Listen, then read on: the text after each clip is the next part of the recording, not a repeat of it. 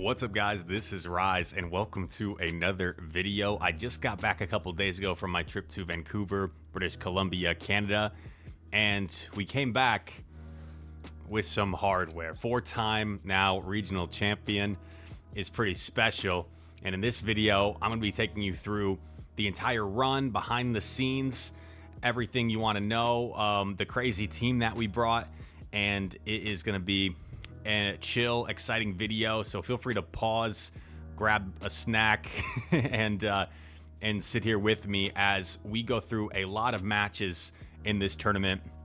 Some more exciting than others, some were pretty one-sided, some were really close, and some pretty epic games, maybe some hidden plays that you didn't realize in the moment if you watched it live. And I'm just excited to take you guys through another achievement here in this journey of the Vancouver Regional Championships. This tournament was played in a unique meta. This is the Open Great League, so normally every Pokemon is allowed. However, we had the current Might and Mastery season update take place, and there is a 1-week grace period where Pokemon with newly added moves are not allowed. So Pokemon like Lapras and Grumpig, who just got Psywave, were not allowed. However, if a Pokemon already had an attack, already had a move, and that move got buffed or nerfed, it was allowed. So you'll see some unique picks on my team, such as Golisopod with Aqua Jet, which got buffed, as well as Jumpluff with double flying attacks, Aerial Ace, and Acrobatics, which recently got buffed. All that said, let's get into the juicy stuff, the action, and what you guys want to see in the tournament footage itself. And we're going to start things off taking a look at some of the introductory stuff, where they take a look at players to watch. There is Elite, who just recently beat me in San Antonio at this point. I got all the way to the grand finals, and you guys probably, a lot of you have seen that video. I got all the way to the grand finals, undefeated on the winner's side, and this handsome devil right here destroyed me in the finals because I didn't really have a great response to Shadow Kanto Marowak and Azumarill Core. My team was quite weak to those two together. I only had Mandibuzz really for Marowak. That was my only answer. And I only had Toxapex for Azumarill. So there was two things I was quite weak to.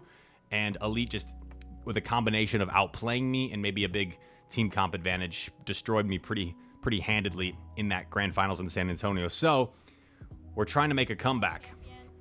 And they shout out Lyle Jeffs here, a 3-time regional champion, and the defending Vancouver regional champion as well.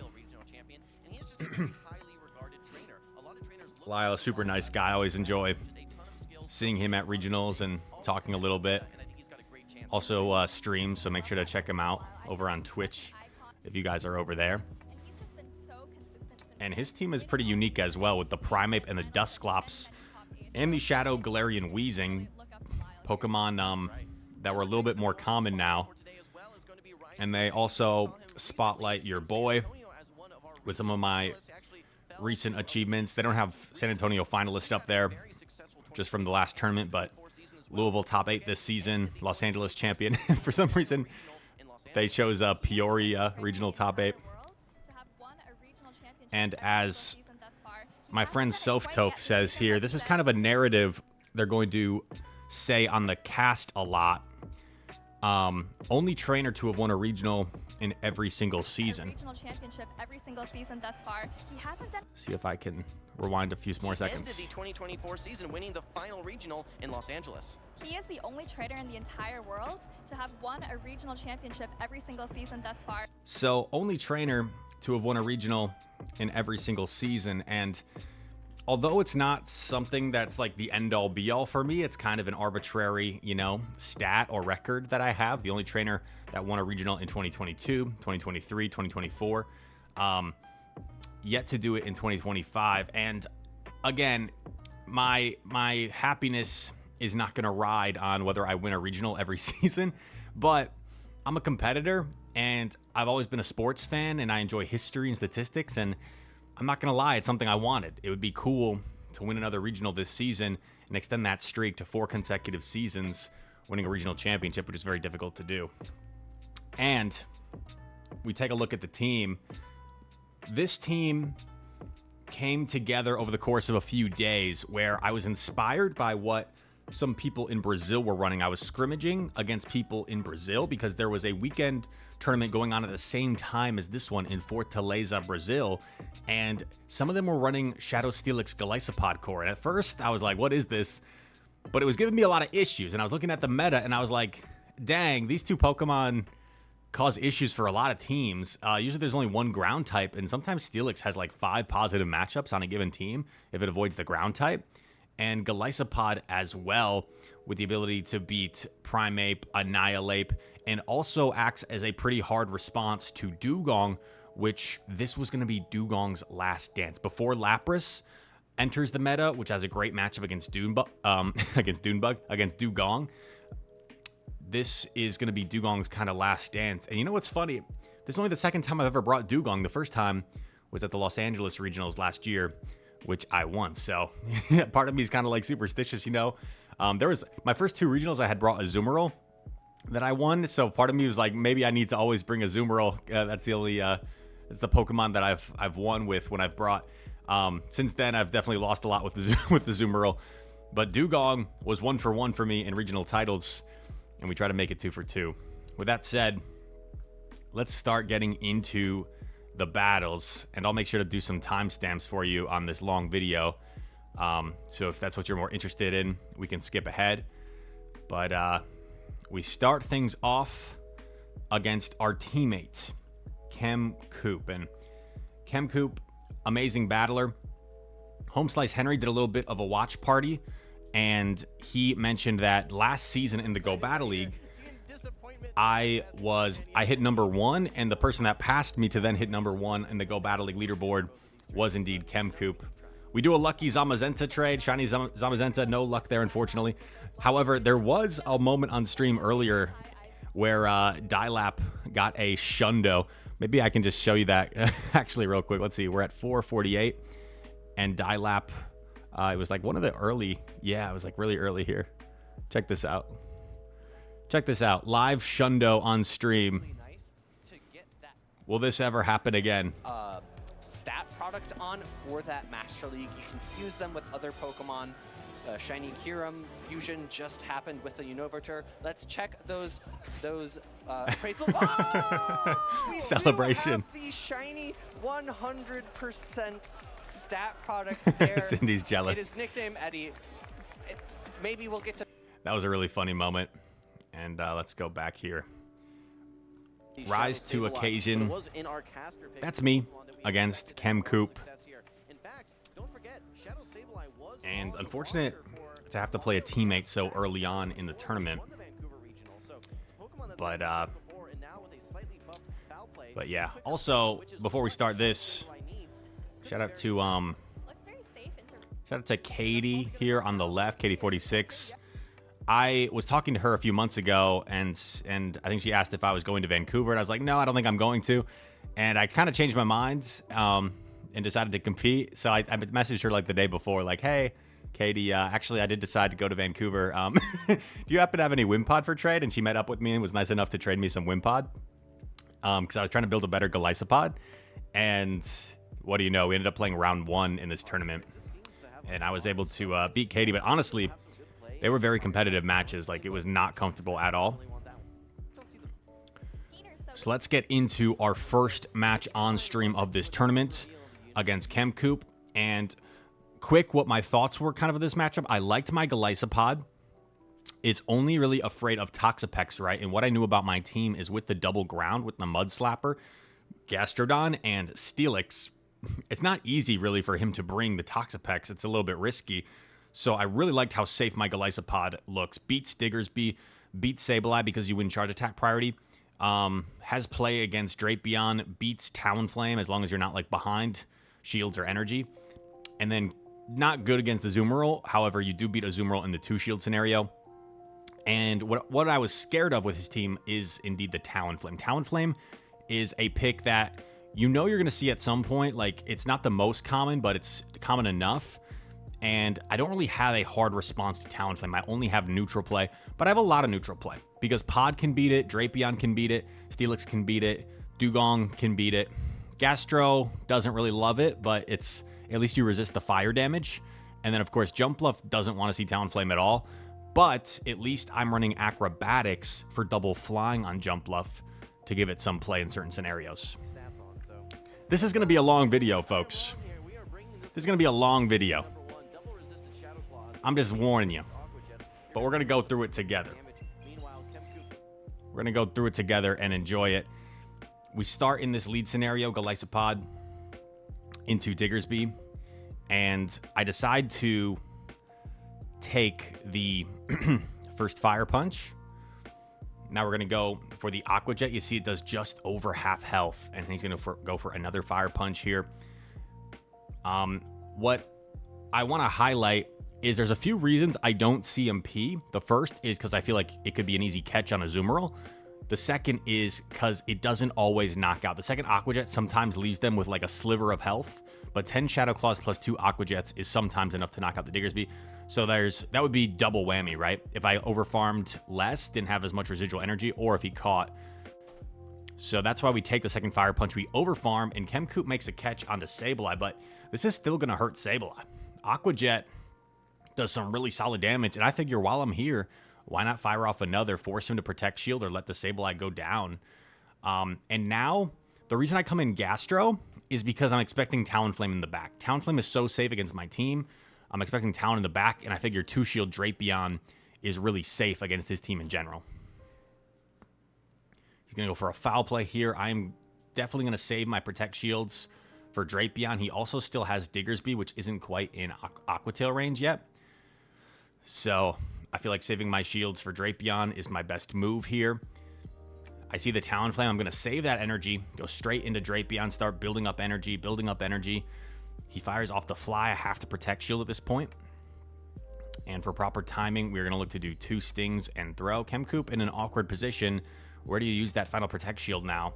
He's going to elect to use it here on Talon and then swap Diggersby. I'm on point with my counts. I CMP on the Fire Punch, get off this Aqua Tail. And at this point, I'm thinking I can probably hang on to a Fire Punch, and my switch timer is coming up. So I'm going to elect to take the Fire Punch here, swap into Gastrodon, Mud Slap down. I still have a Protect Shield, and I know he's 1 away from the attack, so I can simply do 1 and throw. 1 and throw is what I'm thinking. Theoretically, you want to do 3 and throw for proper timing, but of course, sometimes you got to throw before your opponent, you know? And then we go for the Earth Power, which is single resisted, but a harder hitting attack. Still going to do more raw damage against the Talonflame. And we take a 1-0 lead here against ChemCoop. And I think for game 2, I decided to run things back, which I don't really like to do often. I like to be someone that adjusts and mix things up, keeps my opponent on their toes. But if there's a line I really like, sometimes I just run it back. And Golisopod, not really where it wants to be against the Zoomerl. And I know my energy from Golisopod hits pretty much everything else, except for the Toxapex, of course. But I wasn't really thinking he was going to bring the Toxapex, especially with like Azu ABA. I feel like the Steelix is kind of a menace. People are afraid of it. And you're probably not going to run ABA, Azu, Toxapex. You could. Honestly, you could. Like, Azu can kind of soft lose the Steelix, maybe get a shield advantage. And what we do here is we save a bunch of energy. I have about 7 Shadow Claws worth of energy on the Golisopod. I pivot into Drapion. Once again, I end up luring out the Diggersby. And the Diggersby is a little bit behind, a little bit slow on the swap because ChemCoop elected to throw the Play Rough or the Ice Beam first. He baited me. I go down 2 shields. Don't try this at home. You don't want to go down 2 shields normally. But I had so much energy and health, I felt like it was worth it. Could get a lot of use out of this Drapion, and ChemCoop makes a nice catch, catching the Aqua Tail on his Azu. But Azu doesn't have much energy, so I figure I can safely build up to an Aqua Tail here, swap Gastro, and then ChemCoop makes a mistake. I was expecting him to throw here, and I was expecting to just take a Play Rough farm down, but then this is acting in the moment, or reacting rather, in the moment. When he lets me get to the Body Slam, I know I win Chart Attack priority. So I'm going to take this opportunity in the moment to throw that Body Slam immediately. I was planning on farming down, but once he did 4 bubbles after I came in, I'm going to throw that Body Slam. I think there's a chance ChemCoop thought maybe he was like a turn ahead or something. and that's why he threw at that time, but ends up losing the charge at party. So he basically has to commit that shield to get off the play rough. And now shields are down. If there was a town here, it could be a little bit awkward. But I do have a move banked on both of my back Pokemon. So I was feeling pretty good here. And he catches the Earth Power, but we're totally fine with this. We're totally fine with this. I think he was trying to like combo me with Diggersby, but maybe lost track of the counts. And then we just combo play with our Aqua Jet here. Not going to be quite enough, but going to put it so low where there's no way Sableye can farm down before we get to another. And this is going to be a GG against ChemCoop, sending us to winners semis of day 1. There we go. GG's to my teammate. There is Soph and Jim. Killed it on the cast. And this sets us up against DrRoastBeef here for my second battle on stream. And DrRoastBeef and I think he's a really fun, really cool guy. We had dinner the night before. We also played in the challenge, and it was 1-1, and he basically had a win con in the third game of going for a timeout with his Dugong, but he didn't really see it. What ended up happening was it was my Dugong against his Dugong. I had 2 shields, he had none, but he still had 2 Pokemon with like a sliver of health as well. And he top left it because it was like, you know, 2 shield Dugong versus no shield Dugong. And he top left it, and I looked at him, I'm like, hey, I think I probably had that, but I would have played that out if I were you, because you might have been able to win that by timeout. And he was like, oh, no way. Oh, you're right. So it's kind of a funny moment, and he was kicking himself like all night because he didn't recognize that in the moment. But DrRoastBeef has become a really, really talented trainer. Had a 3rd place finish in Toronto, I believe it was. Was it Toronto? I forget. But here we go. Into this matchup. My Steelix, as per usual, looks pretty menacing for him. Steelix really only afraid of the Shadow Kanto Marowak, and that was one thing I really liked about how I devised this team. Marowak is not easy to bring against me, man. Jump Bluff, Golisopod hard beat it. Dugong beats it pretty comfortably. Gastro is neutral. So you really only have one major target in the Steelix, and the Drapion, yeah, of course, is also a pretty major target. But at least you have that Aqua Tail to fight back. But yeah, 3 things that beat it, man. One thing neutral, Marowak is not that easy to bring against me. Like, you're definitely afraid of Marowak getting punished by the Jump Bluff, by the Pod, by the Dugong. So it really scares people about the coverage I have for Marowak, which also, if I'm being like truly honest, I wanted to make sure I had Marowak coverage. I did not want to get shredded by a Kanto Marowak again after my last performance in San Antonio. So here we go. We get a pretty amazing lead. Dugong into Jump Bluff. He safe swaps Jellicent. Jellicent is a little bit scary for my team. So I figured Jelly was coming, and that's why I brought both Jump Bluff and Drapion, because those are my 2 best Jump Bluff answers, or sorry, Jelly answers. So he gets off the first surf, and then he gets the second surf, and this could be a mistake by me. Maybe it's not a mistake, though. Basically, I wasn't sure if Aqua Tail knocks out here. If I throw my Aqua Tail and it doesn't knock out, that's pretty horrendous for me, because I'm not building up as much energy as I could have, and he gets the move off anyway, and I have to go down a shield. So I wasn't 100% sure if a resisted Aqua Tail would knock out the bulky Jelly from here. So that's why I elected not to throw. We're going to shield the surf, so DrRoastBeef is going to pull a shield advantage from us. I do 4 in throw. Theoretically, I think I could have done 5 in thrown. Not the best timing, but it would have given me an extra sting. And then he's going to come in with Jump Bluff, absorb this energy. And I was feeling pretty good here. I even get off another crunch. But he is getting a lot of energy with Pluff. And what ends up being the awkward thing is, as I come in with my Dugong, DrRoastBeef swaps his own, and now I have to stay. I am ahead, however. I am ahead. So I'm going to go for the drill run here. And then I end up making a bit of a mistake because I was pretty confident I remembered when I played DrRoastBeef in the challenge. And this is something I didn't ask him. I was pretty confident I remembered winning charge attack priority when I played him in the challenge. And this time I lose charge attack priority. So a bit of a blunder by me. If I just thrown that one earlier, I would have landed a non-debuff drill run most likely. And now 2 drill runs are not even going to be enough to knock out. So suddenly we've gone from in a great spot to maybe a little bit behind here. I then make a really nice play here, in my opinion. I anticipate the combo play. He's got so much energy on jump bluff. I do not do an ice shard. Instead, I wait. I see the typing and I tap the icy wind. I tap the icy wind. If I did not do this, he would have had double aerial ace, and I would have been forced to probably let my Dugong go. But now, because I got the CMP, I'm able to knock out his jump bluff, come in with my own. This is a little bit scary. I have to throw right away. It's also the proper timing because of the 1-turn swap. I get the final shield. He can only overfarm by 2. If he does 3, I get there. So he has to do 2 ice shards and throw. You see me grimacing because I'm not sure who's going to get there first. In the moment, I thought it was going to be a CMP, but looks like I'm only 2 away and he is 3 away. So we barely squeak by DrRoastBeef in this game 1. And you see me shaking my head like, damn, like that was pretty close. Especially for me having such a positive lead and counter swap. The Dugong in the back ended up being a little bit of an issue. But we take the 1-0 lead. And we go to game number 2 here. And it's going to be same leads, ladies and gentlemen. Dugong into jump bluff.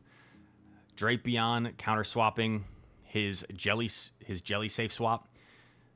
And he might be thinking that I'm running the same line, right? He might be thinking I'm running back because I did run it back against ChemCoop if he had watched that.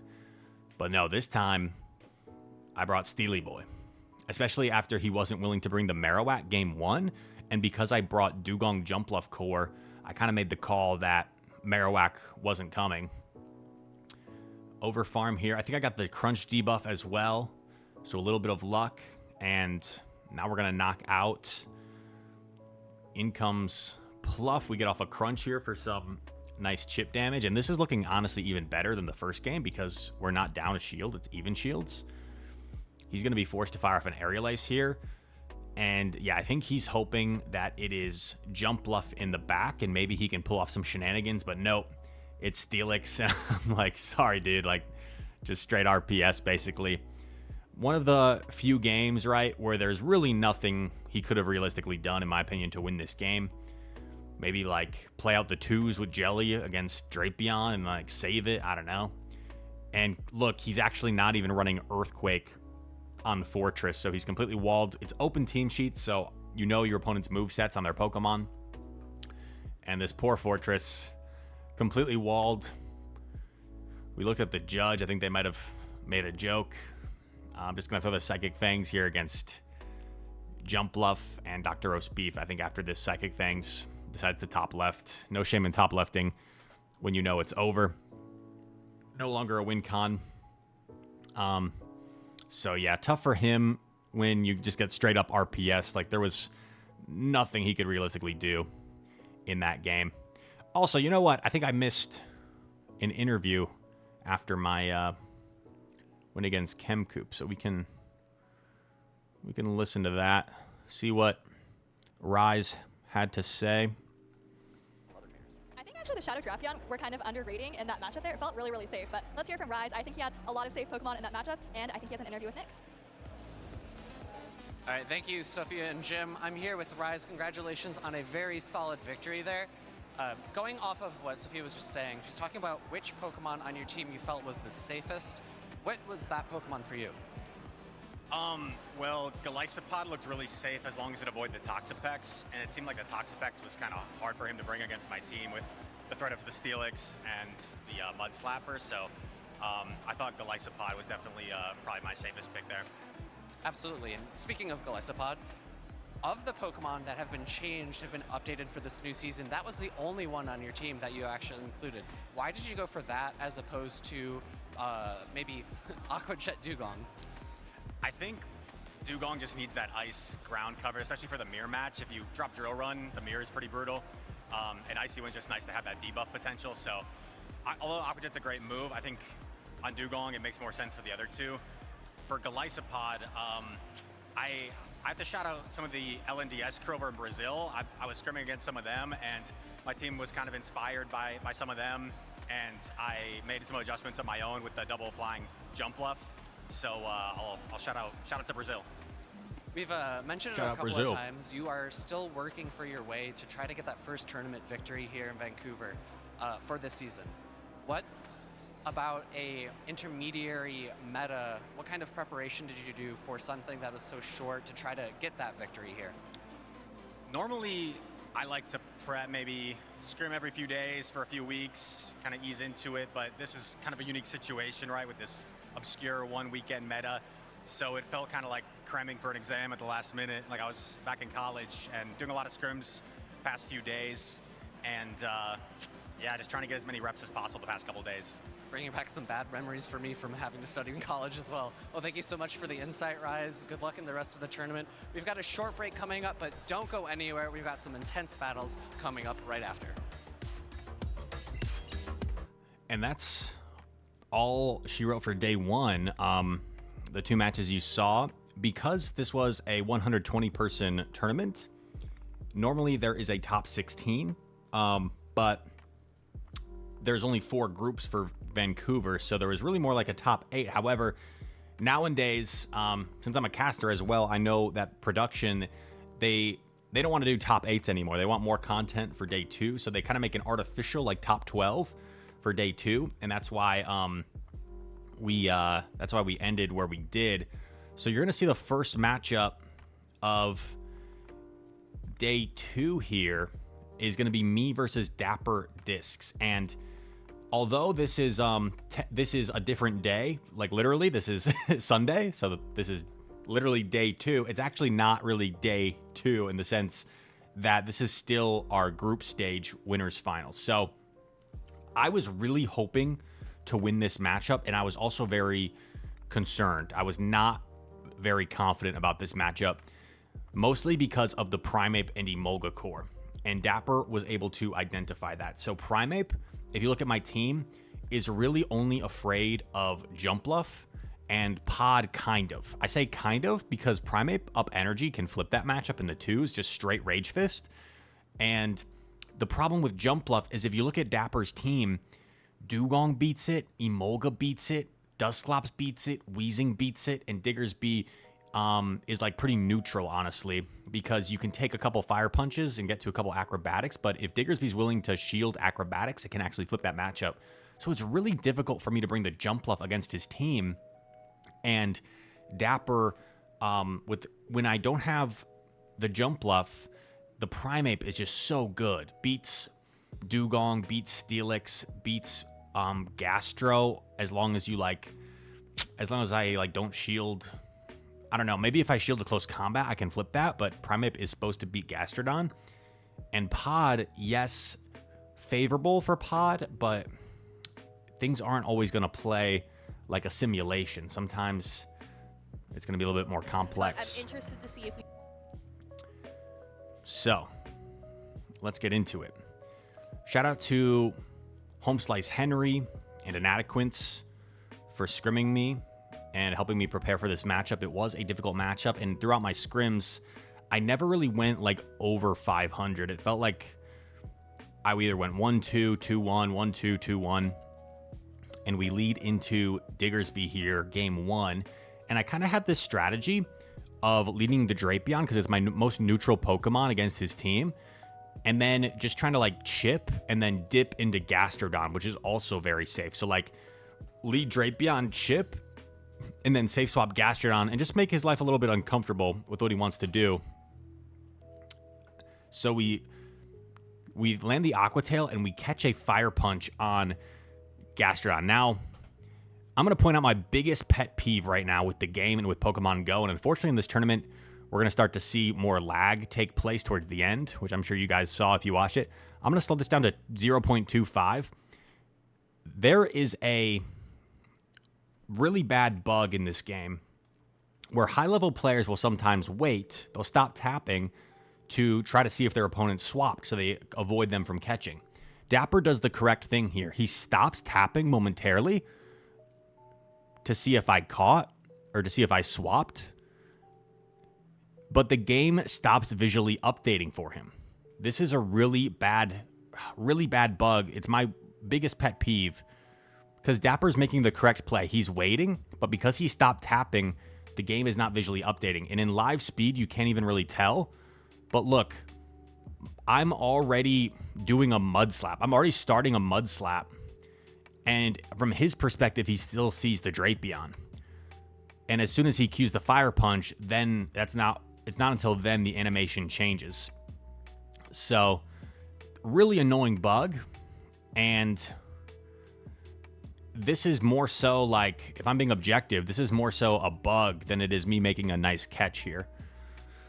But that's big for us. We catch the fire punch, in a sense, on Gastrodon. He swaps Primeape. I go straight for Body Slam because Primeape is glassy and frail. I just want to get off pressure as soon as possible. I like to let this go, knowing that if he's close combating, he can debuff himself, make it an easier farm. I think Dapper messes up here. Dapper goes for another close combat. I think his idea is to give me less farm, but I think he could have gotten to Rage Fist plus at least another Rage Fist, maybe even Rage Fist plus close combat. And if he got to 2 moves, that would have been worse for me because I would have had to use a Protect Shield. Now, I get off the Aqua Jet. I counter swap Drapion.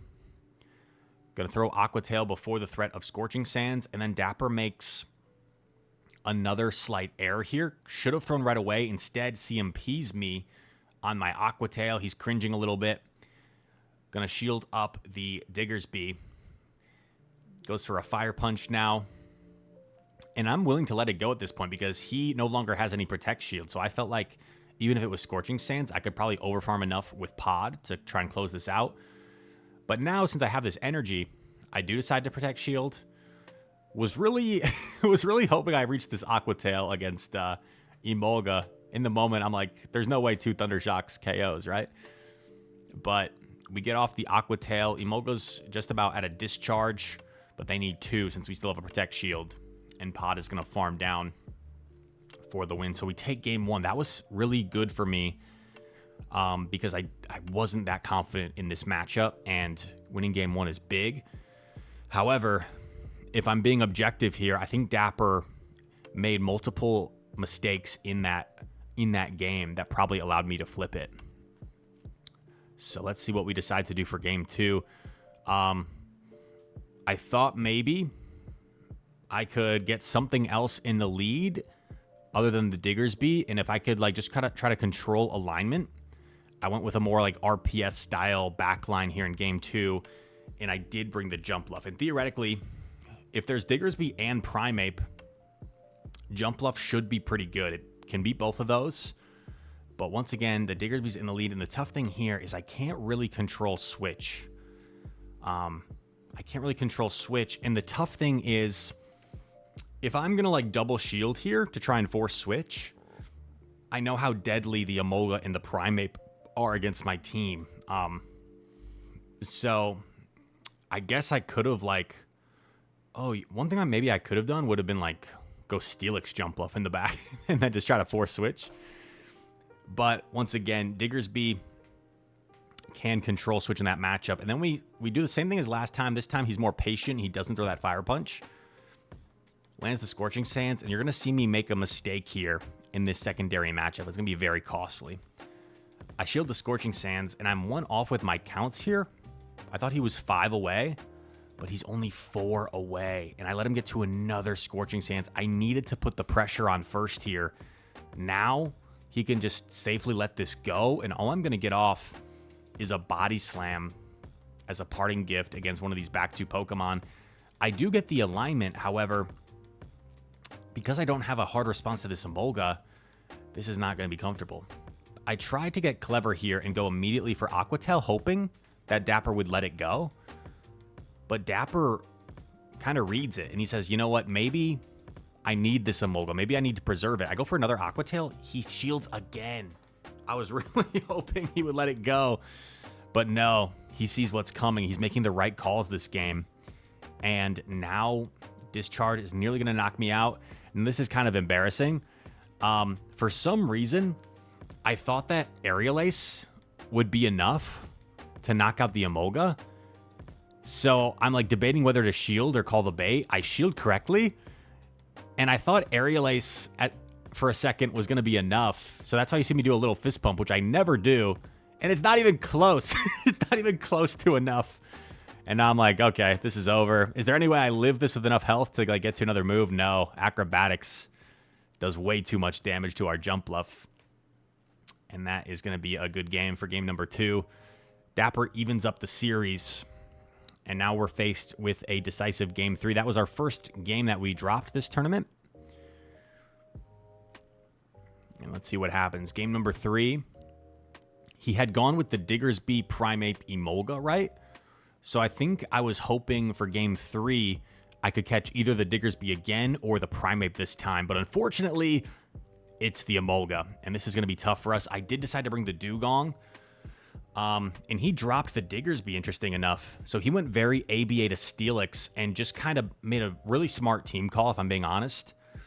That after going Diggersby Primeape 2 games in a row, he figured he scared off the Steelix, and he just kind of disrespected it in this game 3.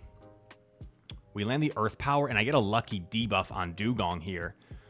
Pretty lucky debuff. I elect to take the Icy Wind, and I am going to CMP on this Body Slam. In hindsight, what would have been a 1000 IQ play is maybe if I had let Gastro go here and Ice Sharded down with my own Dugong. I think that could have been a lot better for me. But instead, I CMP. I do get off a parting Body Slam here, but the problem is I can't switch. I got to keep my alignment. And this Primeape now has a ton of energy, and Emolga has a ton of energy. So this is tough. I do get denied a Shadow Claw here, which I'm complaining about a little bit to the judge. In comes Emolga. I probably should have instant swapped there. Another slight mistake. Because I would essentially get one more. And if I had instant swapped, I think maybe I could have farmed down here and only had to shield once. But because he has double discharge, I would have to shield twice. And I felt like if I shielded twice, I didn't know if I was just essentially leaving myself vulnerable to a Primeape sweep. But now I recognize this is a pretty bad situation. And Discharge is going to grab our first Protect Shield. And this Primeape is just going to be a little bit too healthy, I think, for us to deal with. Goes for the Rage Fist.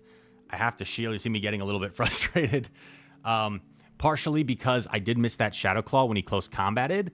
So that was a little bit frustrating. But I'm reasonable enough to understand that one Shadow Claw to a debuffed Primeape would not be enough to knock out from this range. So I don't bother asking for a review or anything. That one missed Shadow Claw did not change the outcome. And good games to Dapperdiscs. So Dapper sends us to the loser side of the bracket. And at this point, I was pretty frustrated, not just because I lost, but because I knew the opportunity I had in front of me. And if I go to Twitter, and I go to Dracoviz, let's see. I can show you guys the teams. And if you look at my team down here against Dunebug's team, if I had beaten Dapper, I would have played Dunebug. And I really liked my matchup against Dunebug because he did not have a very good answer for Steelix. So the way this works is if we go to the group stage, I was in Group C, and you see me lose to Dapper. Now I go to the loser side of the bracket. If I had, and I have to claw my way through to the end of this regional, if I had won against Dapper, I would have then played Dunebug, and if I beat Dunebug, I would be guaranteed top 3 already because it goes a lot faster when you stay on the winner side. Now I'm dropping to the loser side, and I'm playing my next game just to get top 8 and then top 5, and then top 3. So if I had played a little bit better, maybe found a way to beat Dapper, I just felt like it was a tough momentum swing for me. So I literally like walked off stage, grabbed my stuff, was pretty upset, and I just like kind of stormed off to the other side of the convention center. And I think Ssthorn, my friend, was there and like tried to give me a hug, and I just walked right past her, ignored her. And I just like put in my headphones, my AirPods, and was kind of, I don't know, trying to get locked in. And just, I was so mad because I felt like I had such an amazing opportunity here. If I had won, I would have had a really good team composition against Dunebug. And now I'm going to have to claw my way through the losers bracket, which is going to be tough. So I tried to stay composed, try to lock in. I was just by myself for a good, I don't even know, 30, 40, 50 minutes, maybe an hour, and listening to some hip hop music, trying to lock back in and see, okay, you know, we lost. We're still a good player. Let's regain our composure. Let's see what we can do.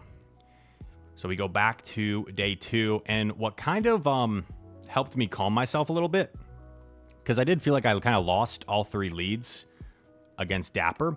But then when I was on the other side of the venue, I listened to his interview, and what he said actually like really impressed me. Thank you, Stephanie. Wholesome _ here with Dapperdiscs, fresh off his 2-1 victory versus Rise to Occasion in what can only be described as very, very close battles. Talk a little bit about your strategy going into that match versus Rise. Yeah, so I liked my Emolga and Primeape. It felt like he didn't really have good core breakers for them, so I kind of stuck him on the team every time. I figured that if I were him, I would probably run Drapion lead to kind of like make it unclear what I need in the back, and so I thought Diggersby lead was kind of good. First game, it felt like I kind of messed up throwing that Fire Punch into the Gastro, so I just ran it back.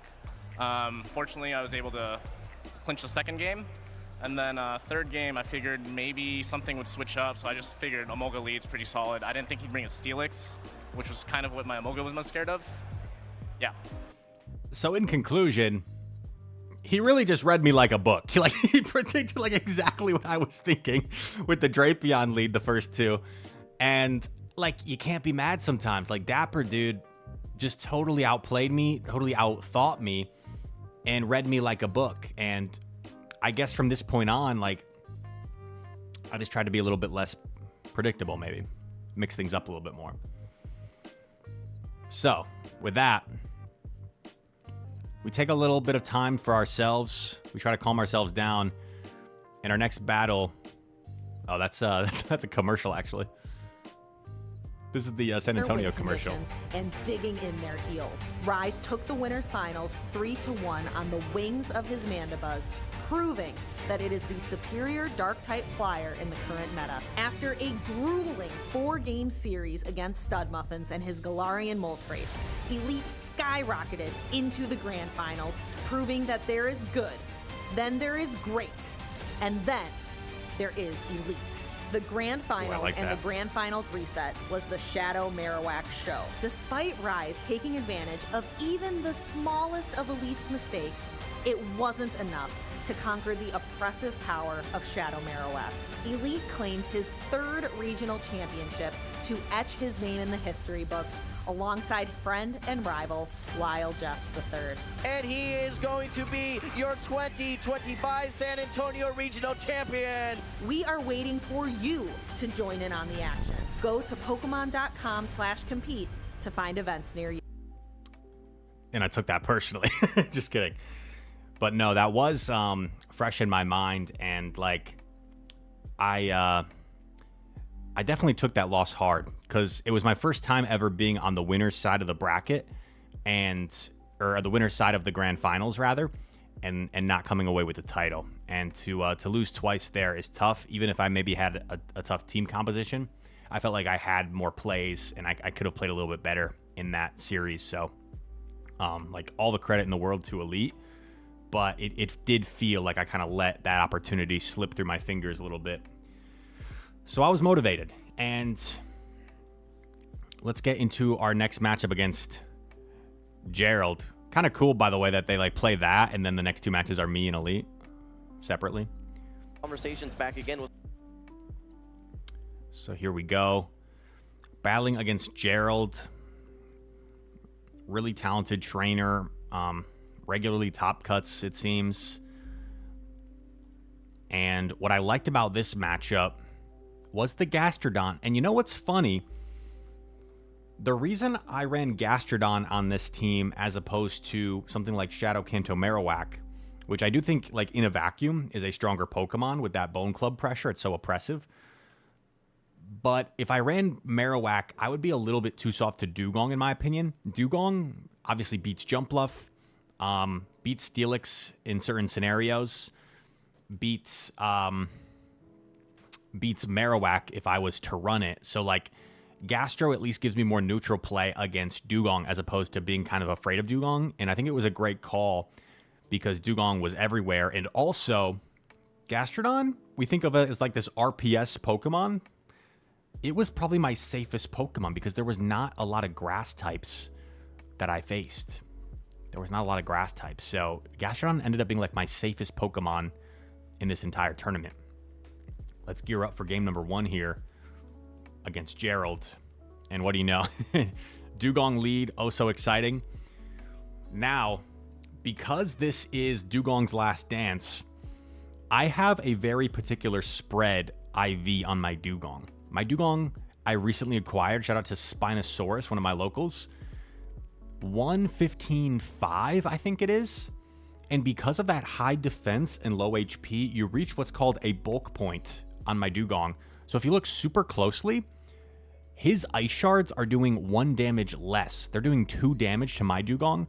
My Ice Shards are doing 3 damage to his Dugong, which should allow my Dugong to win all even shield scenarios against my Dugong.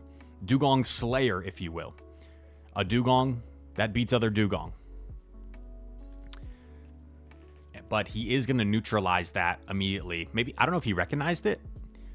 Recognized the damage difference, discrepancy. So he goes for the Icy Wind. And because he Icy Winds me and I lose CMP, what I'm going to do here is build up, build up, build up, and then try to lure out his Gastrodon. Because based on his team, like, what's his best counter response to Gastrodon? I figured maybe Chip and his own, and I made the right read here, and kind of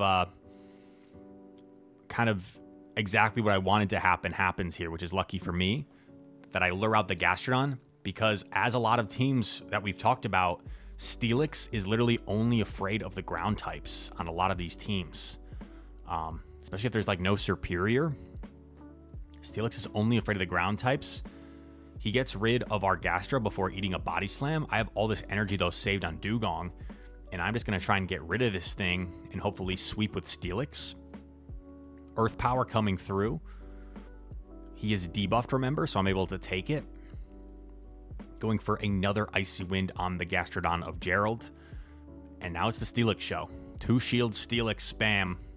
Well, not spam, but tapping, I guess. And I'm going to shield up this first Aqua Tail because I might get a Breaking Swipe debuff.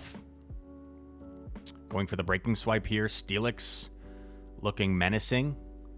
Lands the Breaking Swipe, no debuff. I know he's going to get to 2 here, so that's why I elect to no shield. I'm going to have to shield one of them anyway, I guess. And I'm not going to fall for the CMP. That would be extremely costly. So I shield this one. In comes Dugong. I throw Psychic Fangs as soon as possible. Gerald actually no shields, understanding that if he was to shield, I would get to another that would do more damage. And I get pretty unlucky here. So in the moment, like, I'm thinking rather than throw the Psychic Fangs here, I could do another Thunder Fang and get that extra damage, which I think is more valuable. But what happens is he gets what's called damage registration error, where his charge attack takes priority over the damage from my fast attack. And he doesn't take that last Thunder Fang. And now I'm thinking, dang it, if I had just thrown that Psychic Fangs instead, that would have been so much better. It would have been so much better if I just thrown the Psychic Fangs. But now I don't get either. And this is going to come down to a farm. He's debuffed. Do I get there? He's on his 5 cycle. He still has a Protect Shield. 1 Ice Shard. Gets the win. I'm shaking my head because that was so close. Because in the moment when that happened, I was like, oh my gosh, I almost threw that. Why didn't I throw the Psychic Fangs? But in hindsight, I still think I made the correct play. I think going for that extra Thunderfang was the correct play. It was just the damage registration error. So in the moment, I was like, oh my god, I almost threw that. Why didn't I just throw my Psychic Fangs? But in hindsight, I'm like, no, I think I actually made the correct call there. I just got unlucky. So we take a 1-0 lead against Gerald. And let's see what we decide to run for game number 2. Great lead for me. I run an ABB line with Gastrodon double water, hoping that if he brings the Charger Bug, I can lure it out with the Dugong and then farm down and then open up maybe Pod for a sweep. But we get even more fortunate and we catch the Charger Bug in the lead against our Gastrodon. Gastro, Mud slapping away. He throws after 5 for proper timing. 20 turns versus 21 turns. And then he elects to throw immediately because he doesn't want to give me the opportunity to Earth Power first. So I'm going to shield. I'm going to keep this Gastro healthy. Got all this energy. In comes Dugong. I'm going to go for the Earth Power while I'm here. I could just go straight Pod, theoretically, but I figured like this energy is valuable and can help secure the secondary matchup. So I throw both Earth Powers. Is this the right play? I don't know. But it's what we do in the moment. And then I come in Pod knowing I can soak all this energy. But because I'm aware the switch timer is so desynced, I'm not going to elect to throw my X-Scissor immediately because it also wouldn't knock out. Instead, I take this knowing he's probably going to swap back into Charger Bug, and at least I have this energy to throw at it now. And I should get to 2 Aqua Jets before he gets to 2 or to a Discharge. So I just throw this Aqua Jet immediately. Theoretically, probably should have done one more Shadow Claw, but just look to get this off immediately. And now he's thinking about what he wants to come in with. He comes in with Dugong, and I was pretty confident I could reach a Body Slam here before going down, putting him in an awkward spot. Do you shield the Dugong to maybe debuff something in the back? No, he's just going to let it go. Comes in with his own Gastro, and now we basically have a neutral / positive matchup here with Dugong. The fact that I can lock him into a debuff here that he can't clear is really nice for me. I do get baited by the Body Slam. Nice bait by Gerald, but I figure what's the lose con in this situation? Lose con might be letting a non-debuffed Earth Power go through. He lets the Icy go, which I think is actually the right call, considering like if he was to shield it, then I could probably go for a Drill Run, which would do a little bit more. But at this point, I'm confident I can take an Earth Power debuffed, and I just commit to fast attacks, and we're able to defeat Gerald here, which gets us to day 2 or top 8 there. So after Gerald, our next opponent is going to be Zimmy Kid. Super cool guy. I always enjoy talking to Zimmy from the state of Washington. And he is running a unique team. He used to be known for running his signature Surfetched. Now he is running another cool pick in Low Kicks you're going to see. They take a look at some of our past achievements. Zimmy, many top 16s, as you see. This is his first top 8, so congrats to him. And here we go, game number 1. I really liked Drapion Safe Swap against Zimmy's team because his best answer is really Diggersby, honestly. And Diggersby, as we know, is not that comfortable against Drapion behind energy. Also, my Dugong looks pretty dang good. It's only really afraid of Low Kicks, to be honest. And I figure if I Safe Swap Drapion into Low Kicks, he's got to swap out. Well, he doesn't have to, but I guess I would prefer to be the Drapion in that matchup, even though I think Low Kicks technically wins certain scenarios. He counter swaps Diggersby here, and I CMP him on the second Aqua Tail. And because of this, I'm actually willing to let this go, because I've put it into an Ice Shard downrange for Dugong, which I feel like is kind of menacing for him.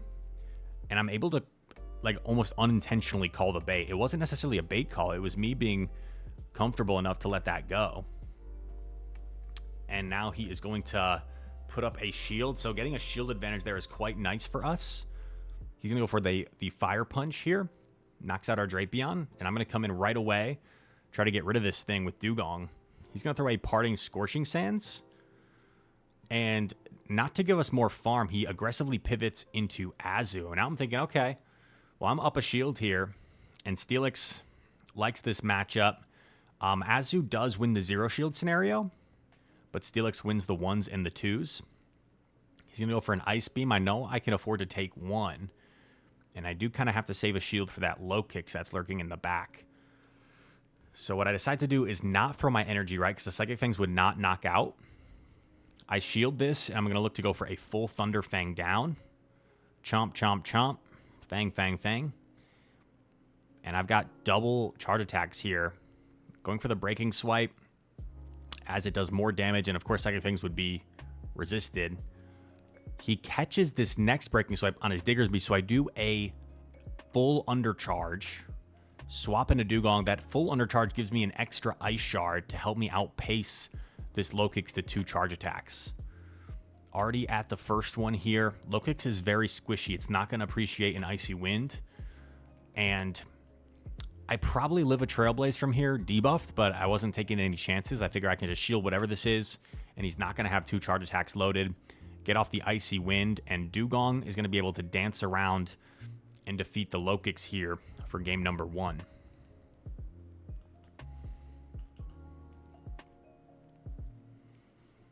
Let's see what happens for game number 2. Similar situation. I lose lead. I save swap Drapion. He counter swaps Diggersby. So similar situation. However, we're going to play it differently. And we're going to play it differently because I recognize I want to try and get shields down here. I want to try and get shields down because my energy from Jump Bluff pretty much goes everywhere against this team, except for the Emolga, maybe. Except for the Emolga. So I'm going to try and get shields down. This time I'm actually shielding the Scorching Sands, making this more uncomfortable for him. Another Aqua Tail. He's going to put up the shield. And he knows that he can't afford to get Low Kicks lined up with Jump Bluff. So for that reason, he is matching my Protect shields. We shield another Scorching Sand. Seems like he's a little bit surprised that I shielded again. And he is going to have to double shield here. And he calls that Fire Punch is going to be enough here. I wasn't 100% sure if this Fire Punch would knock out, but it does. And now we're going to go for a nasty Fairy Wind down with Jump Bluff. And he can't give up Switch, right? He can't swap out here. Otherwise, Low Kicks could potentially be lined up with the Jump Bluff. So we are going to stay in, farm fully, land an Acrobatics here on G-Weez. This is going to do heavy damage. And we swap into Dugong, and we're ahead. And this is where you're going to see Low Kicks where it's not great. Behind Energy against Dugong, even though it has a super effective move, and we only have neutral moves, its sheer frailty is actually only going to allow this Low Kicks to get off the Trailblaze and not reach another. Zimmy told me he was kicking himself after, because if he had gone double X Scissor, he might have been able to win this. And he might be right. Would a Sludge have knocked out Jump Bluff? I think it would have. So double X Scissor, yeah, might have been able to steal him that game. But in the moment, like, that'd be a pretty crazy thing to think of in the moment. I wasn't even thinking about that, honestly. I was expecting Trailblaze for sure. So we take the set there against Zimmy and his Low Kicks as we look to move on the loser side of the bracket. And I believe this set me up against another teammate of mine in NiteTimeClasher. Also, shout out to my friend Ssthorn, who picked me as her pick to win today. Sometimes I don't like that. I'm like, I don't want the pressure. But maybe we have to deliver for Little Miss Sophia. And this set us up against NiteTimeClasher, one of my teammates. I think I went too far ahead, maybe. And unfortunately, in these latter matches, you're going to see certain lag start to impact some of these games, which is always really frustrating for both sides. No one wants to see this happen. But I came up with what I thought was a clever strategy here for game 1, where I went Steelix, Golisopod, Jump Bluff. Worst case, I see like Diggersby or Annihilate. Annihilate is pretty good against my team. It's really only afraid of Jump Bluff and Pod a little bit. So I figured if I saw like either of Diggersby or Annihilate, I could swap I could swap Pod to lure out the Emolga if it's there. Farm down with Steelix, maybe use that energy to my advantage, and then hopefully sweep with Jump Bluff. So I had a strategy for this exact scenario. We swap, we lure out Emolga, and then I do something pretty crazy here. Normally you see undercharges, like when a Pokemon's already kind of low and you want to farm it down. I undercharge this super healthy Emolga because I want more farm with Steelix. And I know that he's going to be forced to throw energy to knock me out anyway because he doesn't want me to get to 2 Aqua Jets. So I do a nasty undercharge.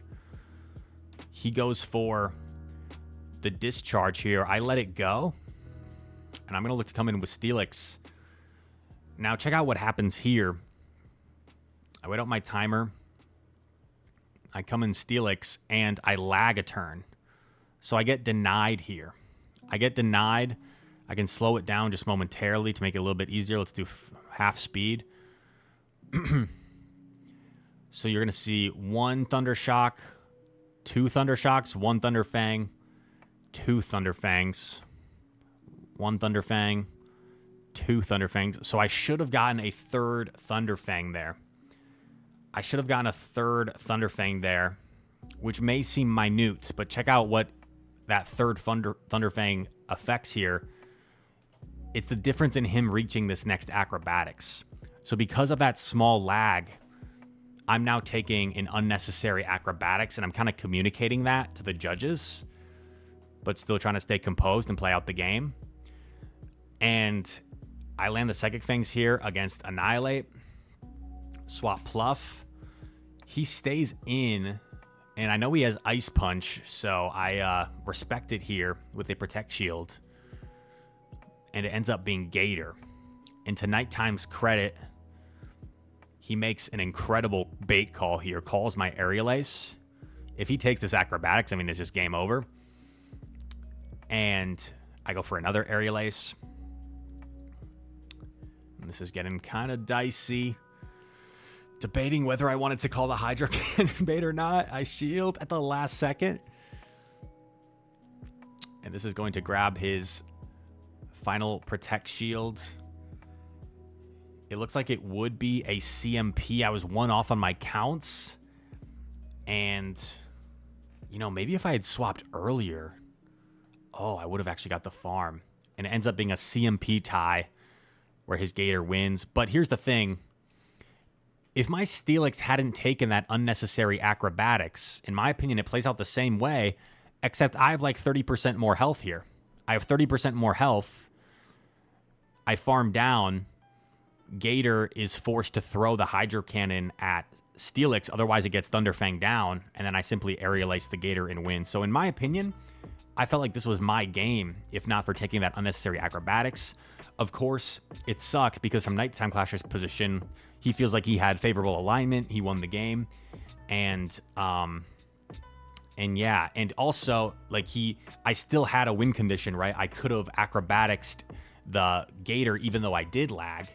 And he made that correct call to win, but it just sucks for both sides, right? So I did feel like I had to dispute this, or ask for a review, rather, is the term they prefer, because dispute has like a negative connotation. So I do ask them for a review, and after the judges reviewed what I was saying, they ultimately thought it did impact the outcome, and they decided to grant a rematch here.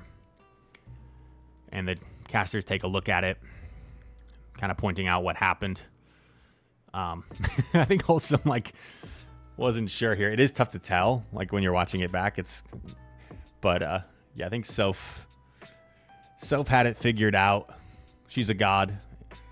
Wholesome wasn't sure if I missed one there or not. But I'm just playing. Like, I loved Wholesome's commentary this weekend. I thought he had a lot of really awesome moments. So they do ultimately rule a rematch there because of the extra acrobatics that I unnecessarily took. And unfortunately, the leads start to swing my favor in the next 2.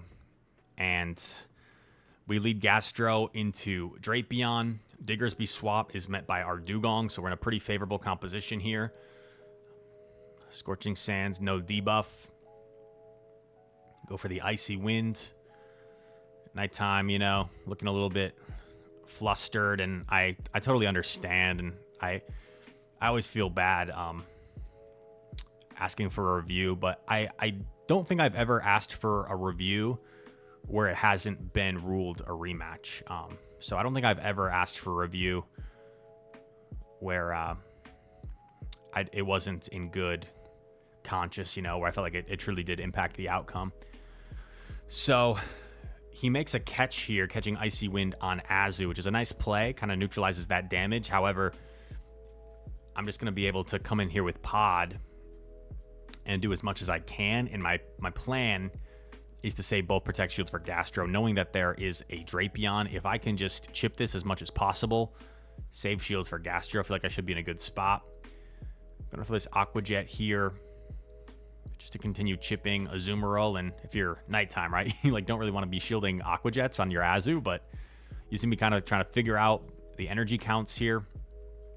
I try to CMP him, but he doesn't go for the CMP. Instead, he just lets Azumarill go here, and I just stay in momentarily, force him to expend some energy on Pod, and we're going to look to 2-shield, Mud Slap everything down with our Gastrodon here. Really no reason to throw a charge attack at this point, I don't believe, considering he still has both Protect Shields. I shield the Crunch, no debuff, and he gets to one more attack. And I wasn't even trying to call the bait. I was just thinking, what does more damage, like Crunch or Play Rough? And I figured like a Crunch debuff could make the Play Rough do more damage, so I let it go. And a pretty straightforward win. And that'll set up game number 2 here against Knight. And game number 2, we catch like the best possible lead. Steelix into Emolga. He safe swaps Gator. And I'm able to make the catch here onto Pod. Because if I counter swap Pod, Gator can actually flip that matchup. So although this looks like super dominant, I mean, if I don't successfully make this catch, or at least do damage first, this is not as straightforward as it otherwise would have been. I go for the X-Scissor here. Want to try and retain swap, but what you're going to notice is the Feraligatr Shadow Claws are doing more than my Pod's Shadow Claws. So what ends up happening here is I'm forced to shield. I want to retain alignment, right? I want to retain alignment. And then I CMP him knowing Pod should win CMP. He shields, but I'm not confident enough that I'm going to Shadow Claw down first. To me, it looks like he might Shadow Claw down first, or it might be a Simul. So I'm going to let this go instead. I got both Protect Shields, and I'm going to look to farm down with Pluff. And I think this might have just been like instincts for Nighttime, where he felt like if he let, I don't know, if he let me farm too much, like he would have been toast, but he had to keep the alignment just to give himself a chance. Even if he keeps the alignment, I think I still win, because I essentially have all that energy on Pluff, and I had all that energy on Steelix. So like, people were saying he threw this game in the chat by switching out. People in the chat, they, I think there's more people in the chat, like if I'm being super blunt, that don't really know, don't really have a good understanding of like how it would have played out. They just kind of see what happened in the moment, you know, without thinking about how it would have played out. I don't think it would have mattered whether he stayed in or not. It just, obviously, it probably would have been the better play to stay in to keep that alignment, but up energy with Steelix, up energy with Jump Bluff, up a shield. There's just no way. Knight was a little bit frustrated, and I totally understand. It's a sucky situation for both sides, because I don't want to have to ask for reviews. And yeah. Also, there was a guy in my and I saw saying like I stole game 1 from him, but I think there was like only one person, and it was the same person that's gotten mad at me a few times, because they always GG me every time they beat me in GBL, and sometimes that flusters me a little bit, especially if you get like perfectly hard countered and someone instantly message you on social media. GG, like, was it a good game, or did you want to just come into my chat to announce that you beat me, in case I didn't realize it was you that beat me? Anyway, I've gotten better at it. I've gotten better at it where I know people. It's the thing is, it's hard to like understand people's intentions when you're not there in person and it's like remote, right? So it's I've gotten better, I think, recently, where I understand people are probably coming from a good place where they just want the interaction and the attention of like, hey, Rise, that was me that just played you, good game, versus trying to like flex that you defeated me in GBL, because I have like a 55% all-time Go Battle League rate. So 45% of the time, that means I'm losing. It's the Go Battle League. But anyway, that's not the point. So let's take a quick pause. In these tournament settings, it's going to mostly come down to your plays and what you make, but you can't deny that team comp is important as well, an important aspect, and your matchups as well, who you face off against. Ssthorn, one of my other teammates and friends, super nice kid. It was a pleasure to get to see him again. He ran my same team, and not because we discussed with each other, but because I think we asked some of the same people for advice and scrimmaged some of the same people, and the team kind of went around. He ran my same team. Ssthorn had to play Dapperdiscs, who beat me, and also Dilap, who had a very scary team with Shadow Primeape. Not only did Ssthorn beat Dapperdiscs, who beat me with the same team, Ssthorn also beat Dilap with this menacing Shadow Primeape Emolga core.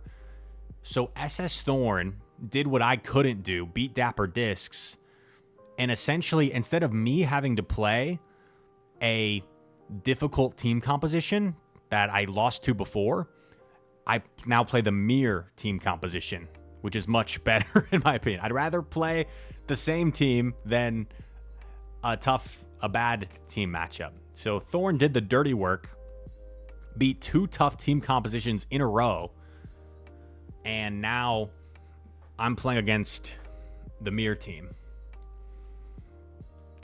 Thorn is like always top 10 GBL leaderboard. He's such an insane player. He beat Lyle as well in this tournament, one of the best players in not just North America, but the world. And here we go. Game 1. Dugong into Drapion.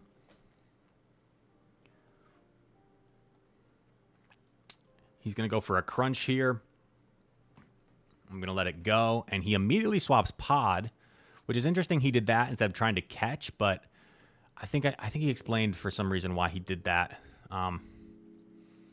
Maybe he didn't want to like get debuffed and then give me a chance to overfarm a ton.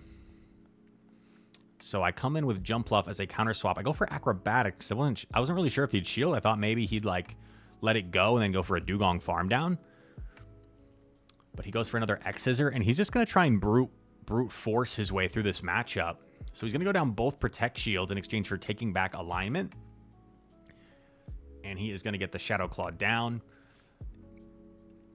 In comes my Drapion, because I can't really effectively get rid of this with my Dugong. So I'm going to shield the first, knowing he's got 2 already. Going to let the second one go. And then we're going to look to overfarm a little bit. And we get pretty fortunate here that when Ssthorn catches this crunch, sometimes it's better to be lucky than good. We get the debuff. And what this debuff is going to provide is you're going to see Thorn is not even going to reach a charge attack on his Dugong. So that crunch debuff, pretty nasty. And Thorn was kind of regretting, he told me afterwards, like not catching on his Drapion. If he catches on his Drapion instead, probably totally changes things, because now I still have that drill run banked where I can land it on Drapion. I'm just going to shield up this crunch. And I'm only 1 away from another drill run already against this pod, and this should be enough to knock out. So we take a pretty smooth game 1. Thorn was like, in his recap stream with Lyle, was kind of saying he threw that, but I don't know if you consider it like throwing it. More so just you could have made a winning play, and he got unlucky as well with the crunch debuff. I guess if I don't debuff him though, maybe I just like if I don't debuff him, then he probably lives the second crunch, knocks me out, and then I get farm. So, I don't know.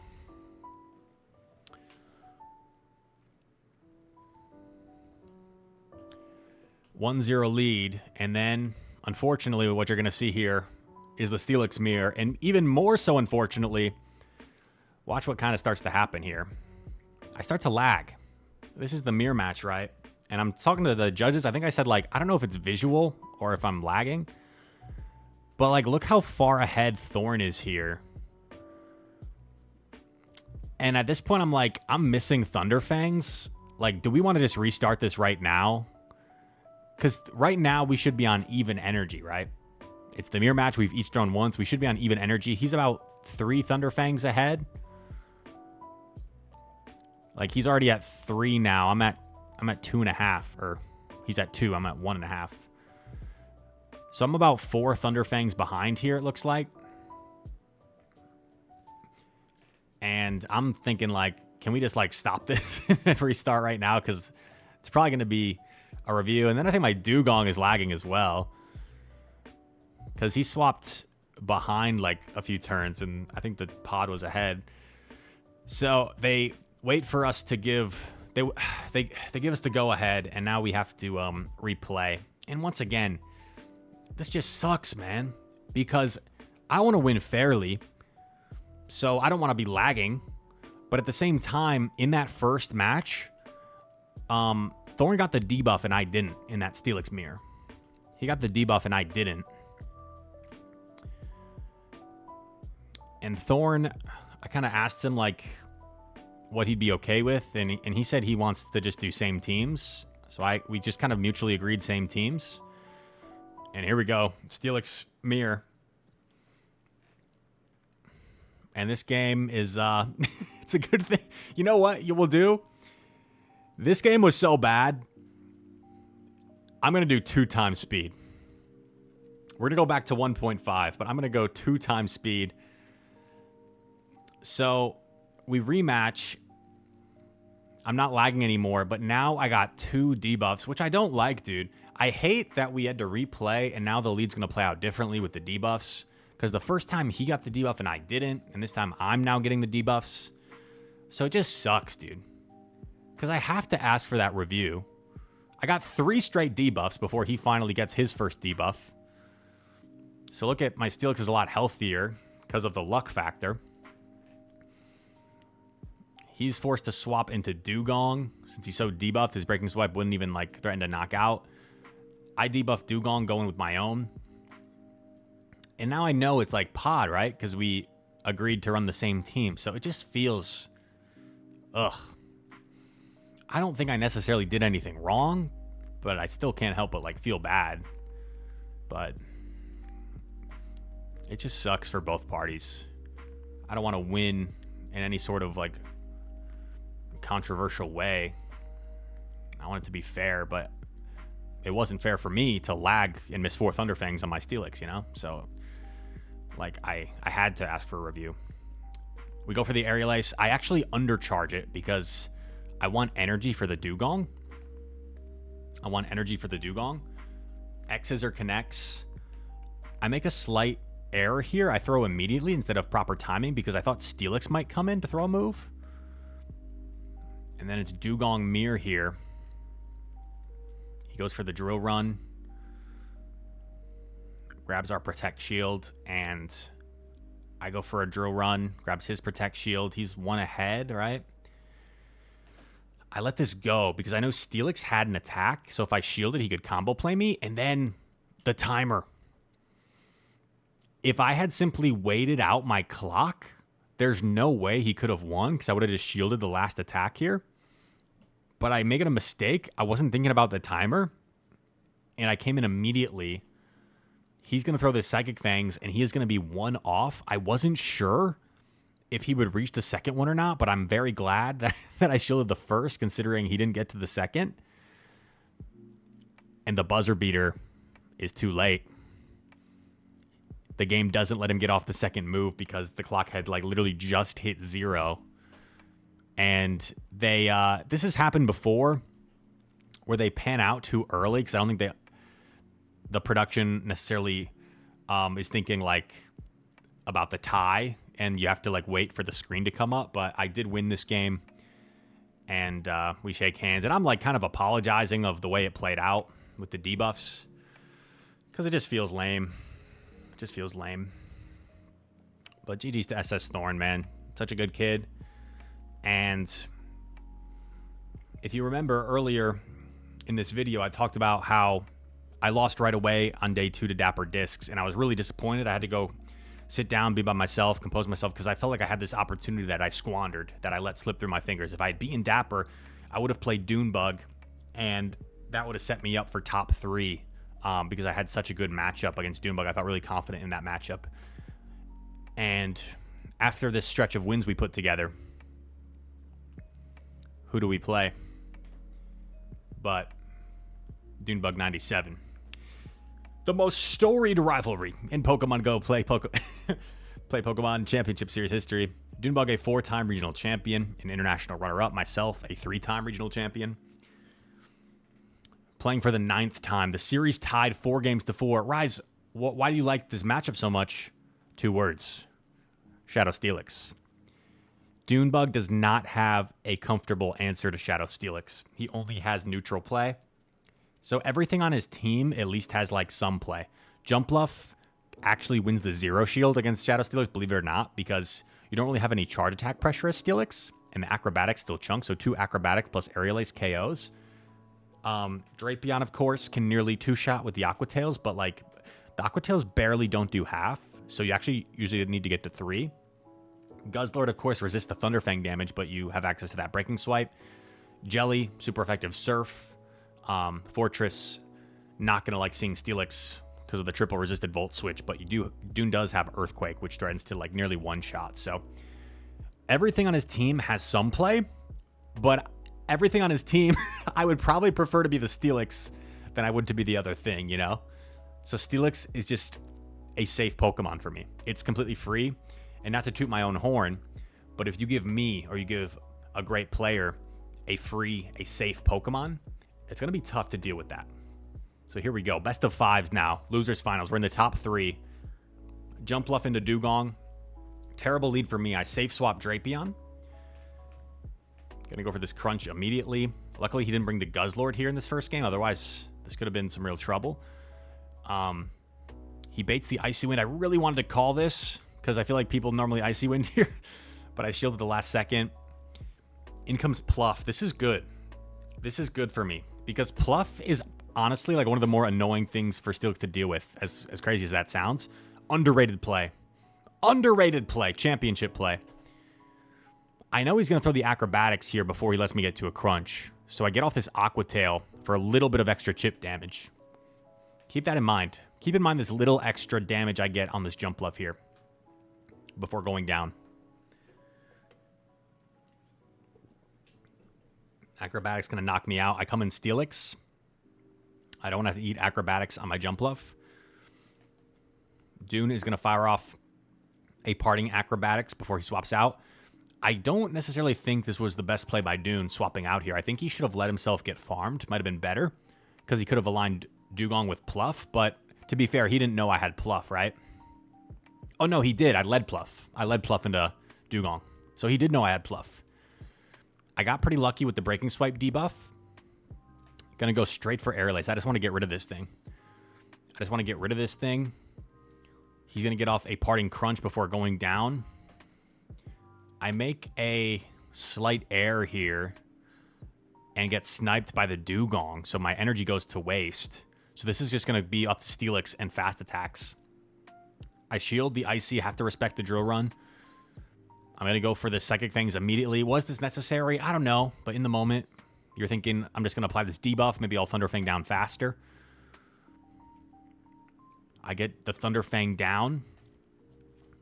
He still has a little bit of health on Jumpluff. Is Jumpluff healthy enough to reach a charge attack? It's going to go for this Aerial Ace. It gets there. But is it enough? Resisted against Steelix?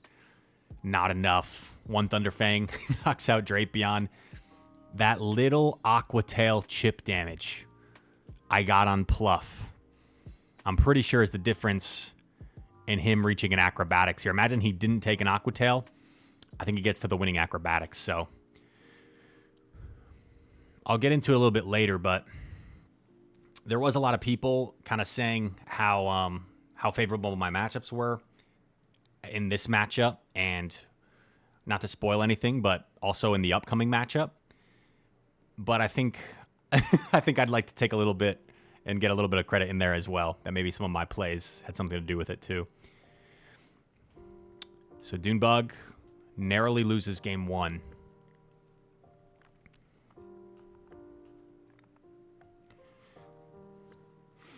And here we go, game number 2.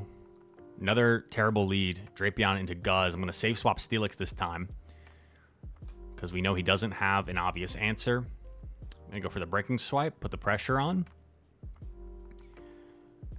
He does save quite a bit of energy on Guzz, and I get the debuff, which kind of forces him out into Drapion. Kind of forces him out here. Breaking swipe. No debuff this time. He's at double Aqua Tail, which is not great for me because I'm going to lose the charge attack priority here. Was debating whether I wanted to shield. Oh, I guess maybe not. I guess I just shield instantly to guarantee I get a shield back here. I go for the breaking swipe, grab the final shield. I'm able to catch onto Drapion because I figure if I'm not going to win alignment, I can kind of sacrifice Drapion here against this Guzzlord. And Guzzlord is approaching crunch range, so it's going to be forced to throw these claws pretty quickly. It's going to be forced to throw these claws pretty quickly, and I make a mistake here. Oh, he undercharges as well. So in the moment, I was thinking maybe I don't throw this Aqua Tail so I can get more farm with Dugong to get energy. But I think this is a costly mistake I make. I decide not to throw the Aqua Tail and go for the energy instead. But if I had thrown that Aqua Tail, I would not have taken a charge attack here. If I just threw the Aqua Tail, I don't think I'm taking a charge attack. And I think my health would have been more valuable than my energy here in this Dugong Mirror. Because now, even though I'm already starting with a drill run, I took that crunch, which did a lot. And I think I would have been much better off throwing that Aqua Tail. And I would have been in an okay spot here. But I make a mistake. I do get some nice Thunderfang damage. I come back in with Dugong. I know an Icy Wind bait's pretty likely here because he's debuffed. And we throw in charge attack priority here. It's essentially back to 1, right? Or back to regular because he's debuffed, I'm debuffed. His defense is debuffed, my attack's debuffed. So this is like a regular drill run. 1, 2. Do we get the Ice Shard down? Do we get the Ice Shard down? 1 HP survive for Dunebug's Dugong. And pretty crazy game there. And gotta give credit to Dunebug for pulling that one out. Well, I guess I did have a bad lead, but like the Steelix is just very difficult for him to deal with. So pretty crazy good game there. So we lost lead in the first 2 pretty soundly. Game 3, we get a good lead. Steelix into Fortress. And the Guzzlord, this was kind of my thought, my line of thought. He got a win with the Guzzlord, right? And I know he likes Guzzlord, and it doesn't do that bad against Steelix because it heavily resists the Thunderfang damage. I kind of just ganged up on the Guzzlord here. Guzzlord has nowhere to go against this line of 3. He save swaps Drapion, and I'm just going to stay. And I'm thinking if I can get an advantage here, Jump Bluff is fine against Fortress. I get the first shield. Based on the damage that he's done, I figure I can live another Aqua Tail here, get off another breaking swipe. Gonna throw this immediately. And Dunebug is actually going to double shield Drapion here and commit to a full Poison Sting down, which is pretty crazy. Gets it. I come in Dugong, and luckily this Ice Shard is going to knock out. So Dunebug's only going to get 1 crunch off, even though he has 2. And I've got a 2 shield jump off. Really, my only lose con here is if it was maybe Dugong in back. But luckily for us, it's Guzzlord. This acrobatics Gonna do a ton of damage. He's gonna throw the Rock Tomb here. Pull up our Protect Shield.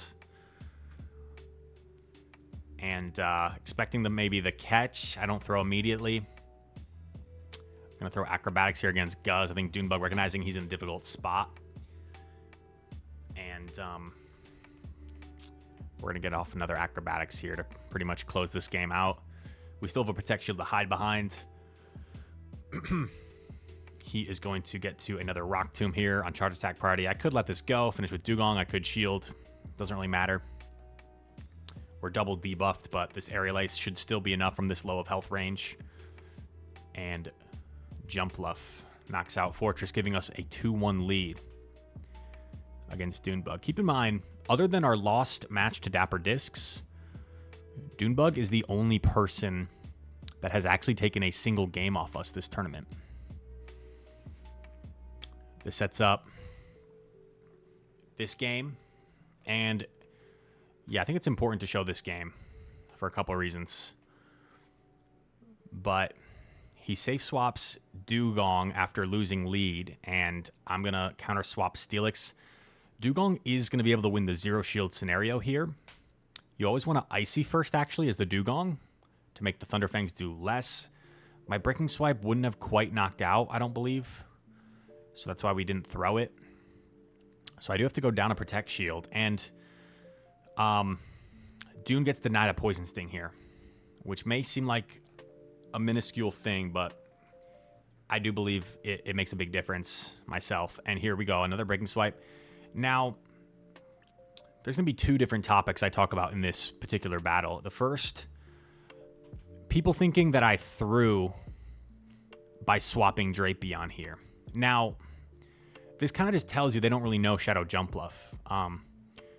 Everyone in the comments on Twitch when I watch back were saying I'm throwing the game by doing this. I think Elam said Rise finding the lose con. In my opinion, if I simply stay in, let him take out Steelix, and then then he probably gets some crunch chip damage off against something, and then he has full Jumpluff up a shield against Drapion and Gastro, I just lose. I just lose because he can go straight Acrobatics. He can go straight Acrobatics, only take shield 1 crunch. Well, I guess shield 2 crunches, not take a single crunch. And then he's got maybe like a 60% Jumpluff against my Gastrodon that has probably taken a crunch from his Drapion. So, like, I couldn't stay in my opinion. I couldn't stay in. I had to save Steelix. I had to do something else. Because if I just give Jumpluff a shield advantage against Gastrodon and Drapion, Jumpluff just sweeps. It just shields 2 crunches, it knocks me out, and it's still super healthy against my Gastrodon. So people are really quick sometimes to, like, say someone's throwing when they're not really thinking about it. But here we go. I do swap in the Drapion here, but I also preserved my Steelix a little bit in the process. Drapion is debuffed for him. I get off an Aqua Tail here. He's going to put up a Protect Shield. And he's going to go for another Sting. Or another Aqua Tail, I should say. I put up my final Protect Shield. And here's the thing. That one Sting that Dunebug missed upon entry is the difference in him potentially reaching this Aqua Tail here.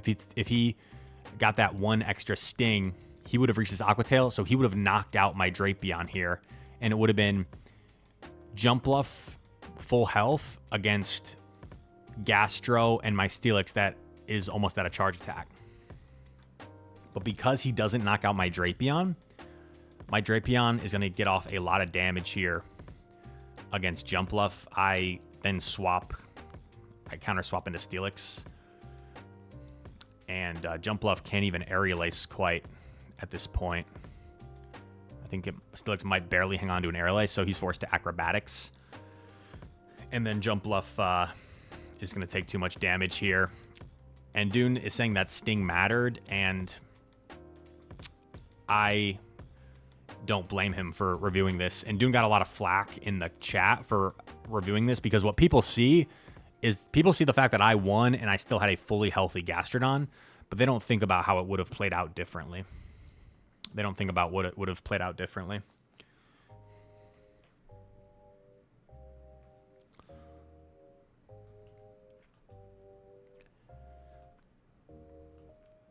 So after a long review, because the judges weren't really sure, because, right, on one perspective, I won and I still literally had a full health Pokemon, and then he missed one Sting, but that one Sting could have really changed how things played out. So I had no problem with this rematch, and people were a little bit too harsh on Dune for this rematch, because I thought this was not like an obvious rematch per se, but I thought it was fair. Whether this had been ruled a rematch or not, I think either call would have been understandable. So here we go. Game 4 rematch. And I make a nice play here to start things out. He safe swaps Drapion. I catch the Aqua Tail on Dugong. That's huge. Essentially neutralizes 4 Stings worth of damage from his Drapion. He's going to land a Crunch here. And once again, I know how valuable my Steelix is, so I'm not going to use shields here unless I absolutely have to. Going for an Icy Wind now against Drapion. Connects. And he is only going to reach an Aqua Tail here. So I'm going to let this go. And I actually elect to save this energy and go straight into Steelix. Put on the pressure. Put on the pressure. Going to let this first one go through. I know it's unlikely he's going to Drill Run here, especially with 2 shields still up. Go for the Psychic Fangs now. It's probably more valuable for him to debuff me, honestly, than it is to land the Drill Run, since it wouldn't knock out quite anyway. Now I do have to respect it, though, because I got to keep Steelix around. And he is going to double debuff me, go into Guzz. I go for a Breaking Swipe here. Keep in mind I'm double debuffed, so what I do here is I throw the Breaking Swipe, I swap to clear my debuff, and also get off this Icy Wind against Guzzlord. This is going to force a Protect Shield from Dunebug. I then wait out my full switch time. I don't know if there's really much reason, to be honest, to wait out my switch clock here. Maybe I'm just thinking about the situation. I do 1 and throw. Steelix is putting on so much pressure on Guzzlord, and I think going to grab the final Protect Shield now. Guzzlord with a perfect Overfarm knocks us out. But keep in mind, this Guzzlord is double debuffed at this point. So I'm thinking it's double debuffed. I let this go. If he's going to fire off his energy double debuffed, I'm okay with that. And I thought about overfarming here, but I just wanted to play it safe. Just get off this crunch while I'm here. Keep it simple. 1 and throw. He swaps. I knew he was completely dry, but I figured if I go to 6 and I'm 2 away, I still have my shield. I still live a Dragon Tail. I figured this is what I needed to secure this. And we get off the winning Aqua Tail. GG's. I told Dune like how good he is, how he made that so uncomfortable in a pretty terrible team comp matchup. Let's see if it's here. You're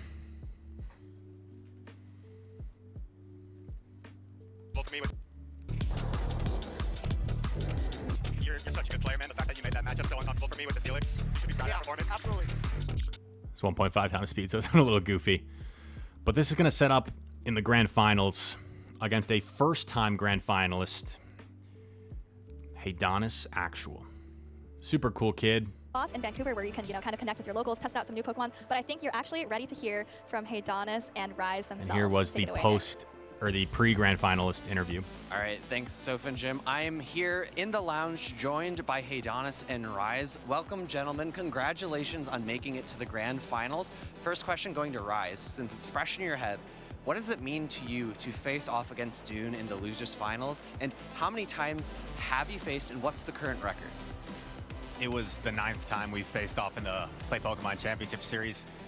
Someone in the Twitch chat should do some homeworks on and see like who the next closest, who's played nearly that many times, because I would assume that's probably the most, but I'm slurring my 9 words. times, yeah. And do you know the record? With that, I was able to just take the lead, 5-4. It's definitely swung. It was 3-1, then it was then he won 3 in a row, so it was 4-3, and now 5-4. So it's been going back and forth. Well, congratulations on that. Haydonus, I've been a big fan of yours and the Pokemon that you've been choosing. Last year, Vancouver, it was Dugong. This year, Dugong's everywhere, but I really like the Shadow Dusclops. Are you regretting not bringing it as much yesterday as you are today? No, I don't think it found its place yesterday, and I really think it's found its footing today. Probably shouldn't say too much because my opponent's right next to me. Did you know that it beats Diggersby in the all even shield matchups?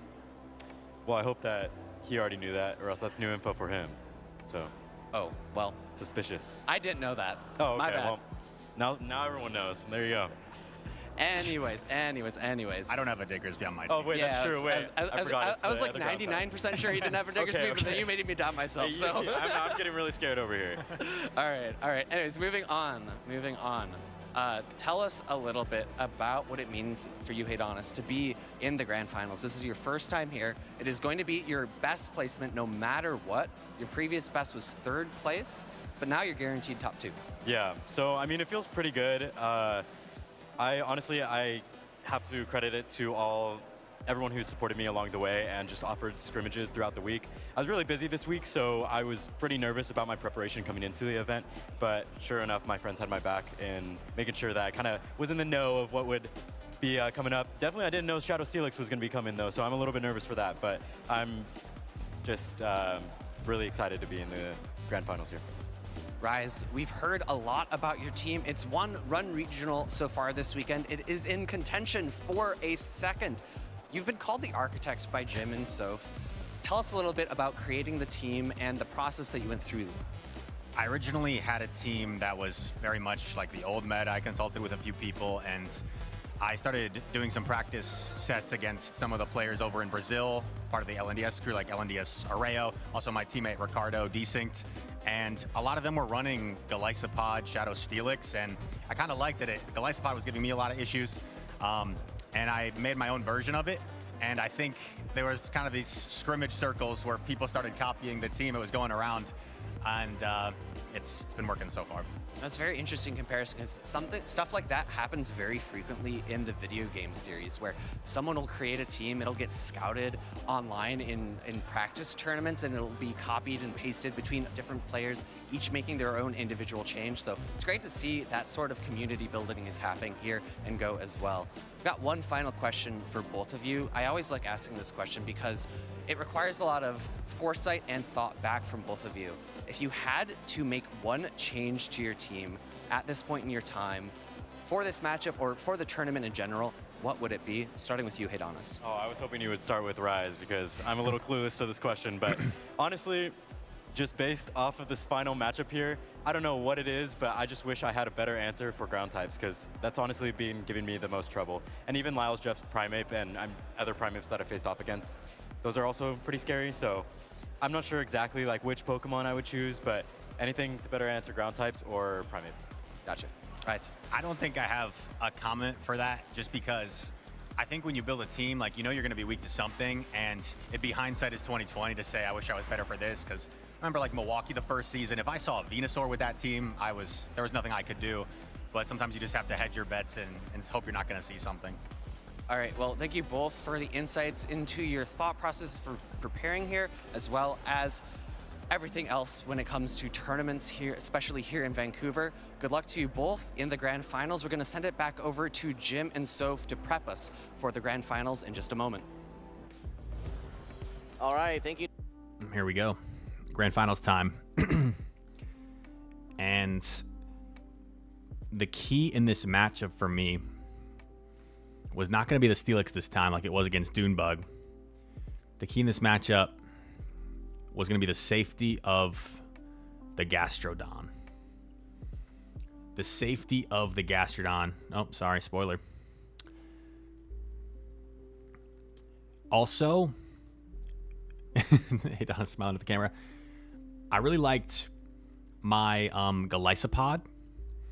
It's really only afraid of Charjabug, and because he knows how safe my Gastrodon is, and honestly the Steelix on paper looks pretty good as well, it seemed like Haydonus was hesitant about bringing the Charjabug. But if he doesn't bring the Charjabug, My Pod is free. My Dugong is free. So both of those Pokemon are pretty strong. And overall, this just looked like a really solid matchup for me against Haydonus, who's making his first ever Grand Finals appearance. This is now my 5th Grand Finals in regionals, my 6th overall, because I was a Grand Finals once in an international. Can I make it 4 regional titles this time around? After, in my most recent tournament, I was in Haydonus' position, remember? I was the winner's side of the Grand Finals, and I had a tough matchup against Elite. He had a Mud Slapper that was tough for my team in the Kanto Marowak. And now, it's a little bit of a role reversal. I'm coming from the loser's side. I have a Mud Slapper in Gastrodon that's very safe against Hayden's team. Let's get things going. Game number 1. It's Pod into Dugong. Positive matchup for me. And if you look at Haydonus' team, doesn't really have a better answer for the Dugong in this current line of 3. Because Charjabug and Azu are really his only 2 things that can handle Pod. Well, I guess Drapion too. But these are like his 3 things that are weak to my Pod that he went with for game 1. And he basically has to try and soft lose this matchup with Dugong. I'm going to play this out. I'm just keeping on point with my counts. And I know if I can Shadow Claw down in 6, that'd be amazing. If I don't get it there on the 6th, I'll have to throw my energy. But I Shadow Claw down perfectly in 6. He comes in with Dusclops. He gets denied a Hex. And you see him yell like in misery. And because he got denied a Hex, I knew that I shouldn't get off this next Aqua Jet. So instead, what I do is I do a Shadow Claw and throw in case I did live the Hex. Because in the moment, like, I'm not 100% sure if I live a Hex from here or not. So I do a Shadow Claw knowing that if the Hex knocks out, then I wouldn't have gotten there, right? So I purposely don't throw my Aqua Jet to make things a little bit more fair since he got denied. And some people were trolling saying I shouldn't have thrown the Shadow Claw. But like, bro, if I don't throw the Shadow, if I stop tapping, the game doesn't visually respond. So you can't blame me for doing one Shadow Claw. But I decided not to throw that second Aqua Jet since I shouldn't have got there. And then it's just Drapion on Clops, Gastro on Marowak. Gastro does win the Chart Attack priority, and I figure like he kind of has to shield Body Slam, right? Because if he doesn't shield Body Slam, I can probably just Mud Slap down in the 2s. I do shield this one, and I'm going to go for another Body Slam here. He puts up his final Protect Shield, and he doesn't quite overfarm enough where I feel like I need to shield this because he's still 2 away. The undercharge there was smart, but because he's still 2 away, I can simply switch Drapion, get to an Aqua Tail here to knock out Marowak, and then I still have a shield to hide behind for this Dusclops. Still had a shield to hide behind for the Dusclops. I shield. Ice Punch doesn't knock out, but you can't take your shields with you. Might as well use them. We're going to go for the Crunch here. This is going to knock out Dusclops to take game number 1.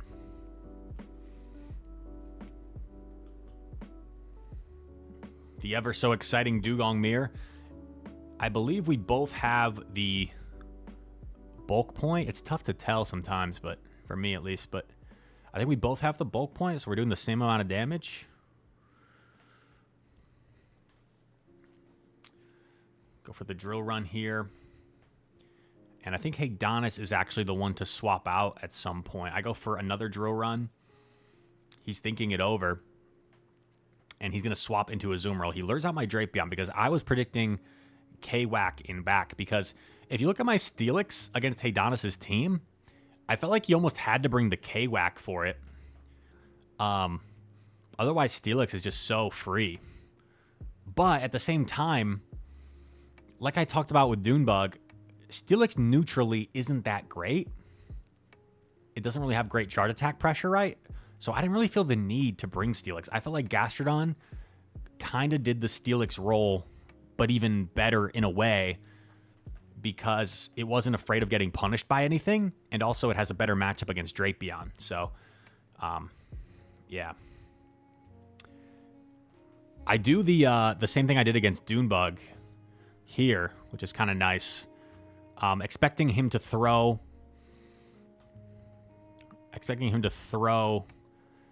here before my crunch. I get off a parting Aqua Tail for some extra chip damage, which I think ends up actually being pretty critical here, because it puts the Azu low enough where he doesn't really bother like trying to keep it around. Versus if the Azu is a little healthier, I don't think he just gives me a free Mud Slap down like that, honestly.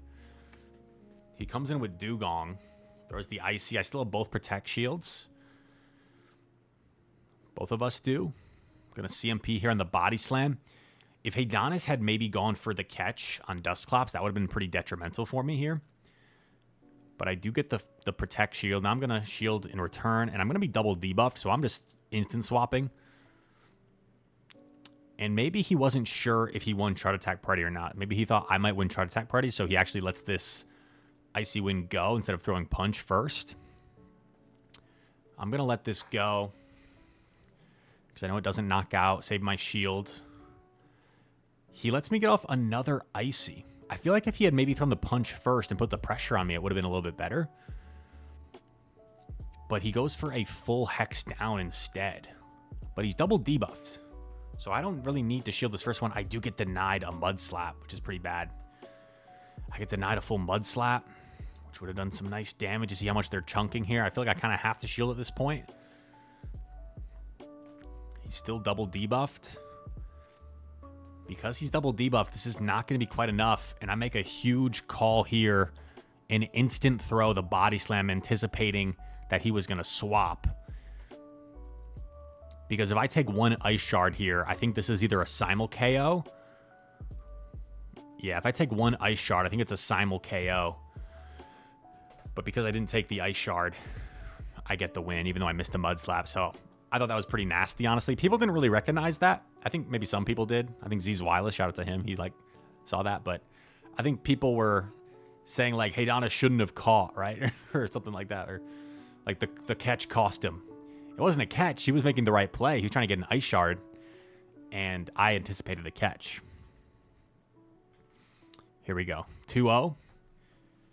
And keep in mind, I didn't specify this. This is the grand finals. However, because I'm coming from the loser's side of the bracket, it's double elimination.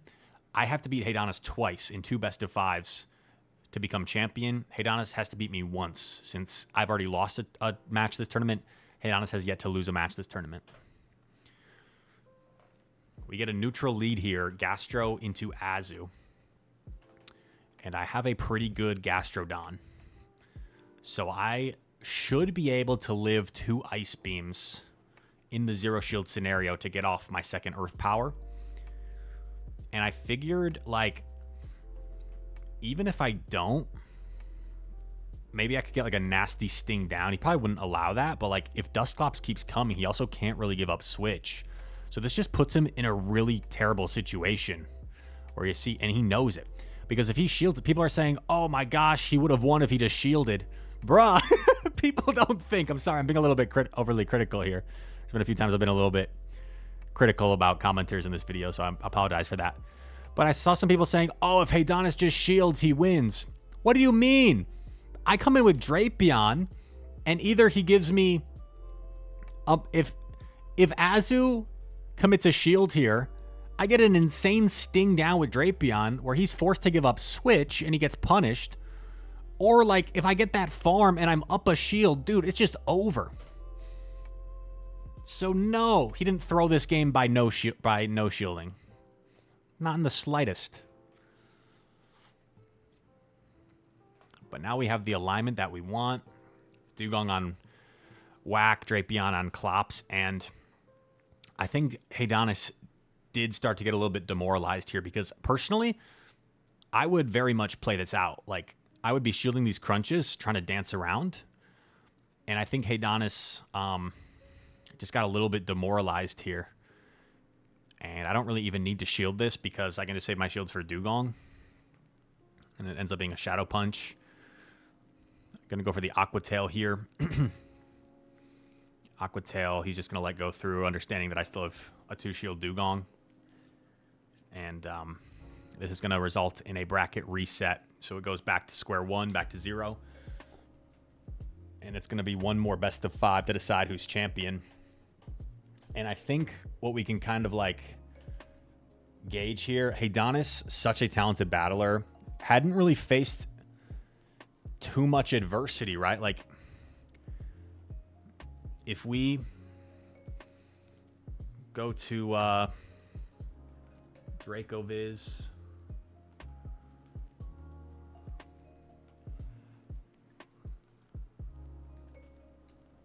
in this tournament,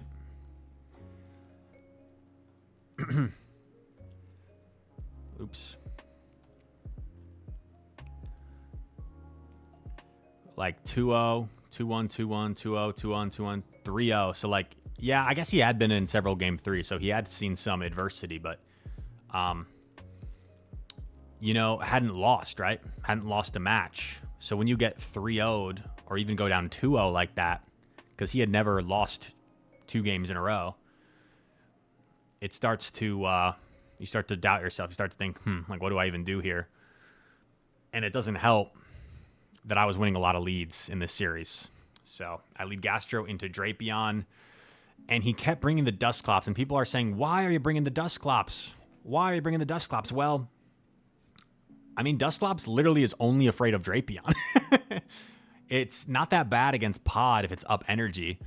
And even Drapion, if you like take it to the 2s, you make it very uncomfortable. So he just couldn't really find a way to get it in the right spots, the Dusclops. He couldn't find a way to get it in the right spots.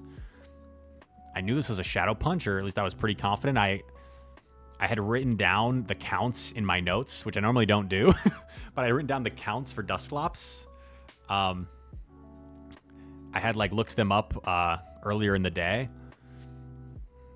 And now we have Gastro against Azu here. We get the Protect Shield, and this is just...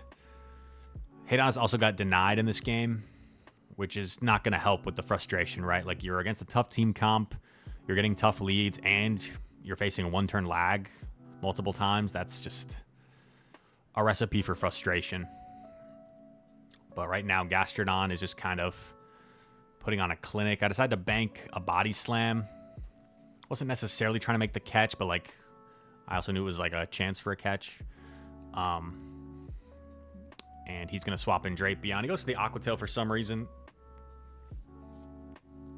And we shield in case it was a crunch. And at this point, I Icy Wind the Azu. I think he got denied again, just to ensure this win here. And I told him, like, I'm not trying to BM with this Icy Wind. I'm just like playing to the, so there's no really lose con here. Now I go for the drill run, because now Azu would need 2 play roughs to knock us out, and we have a Body Slam loaded on Gastro. So this Grand Finals has been pretty one-sided, and the theme kind of stays here. Another good lead. He's forced to safe swap Dusclops into my pod. And I stay in and actually grab a shield. Because what I didn't want to happen was I come in Drape behind, and he like goes for a big farm, and that energy can kind of be a little bit scary. So I actually stayed in, and I got the shield. And now, honestly, I don't even like necessarily need switch, but I throw here on alignment, and I'm about to be up a shield and keep switch. So like, this is just a really dominant position. He gets denied a Mud Slap, just nothing going his way. Nothing going his way. Aqua Tail connects, so he takes 1 extra sting because of that lag. But then it's Gaster against Charja, and just not a whole lot, honestly, he could have done, in my opinion, in this particular game. This was one of the more full-on like RPS ones. Charger Bug can make this somewhat uncomfortable for Gastro, but like, we're up a Protect Shield. Go for a Body Slam here, and Charger Bug puts up this Protect Shield. He's gonna throw X Scissor. I think I finally put up a shield myself, and he looks to swap out here. I do lose track of energy a little bit, so I make a mistake. He's not even at the Rock Slide, and I shield it. So I think I was a little bit off with my counts here.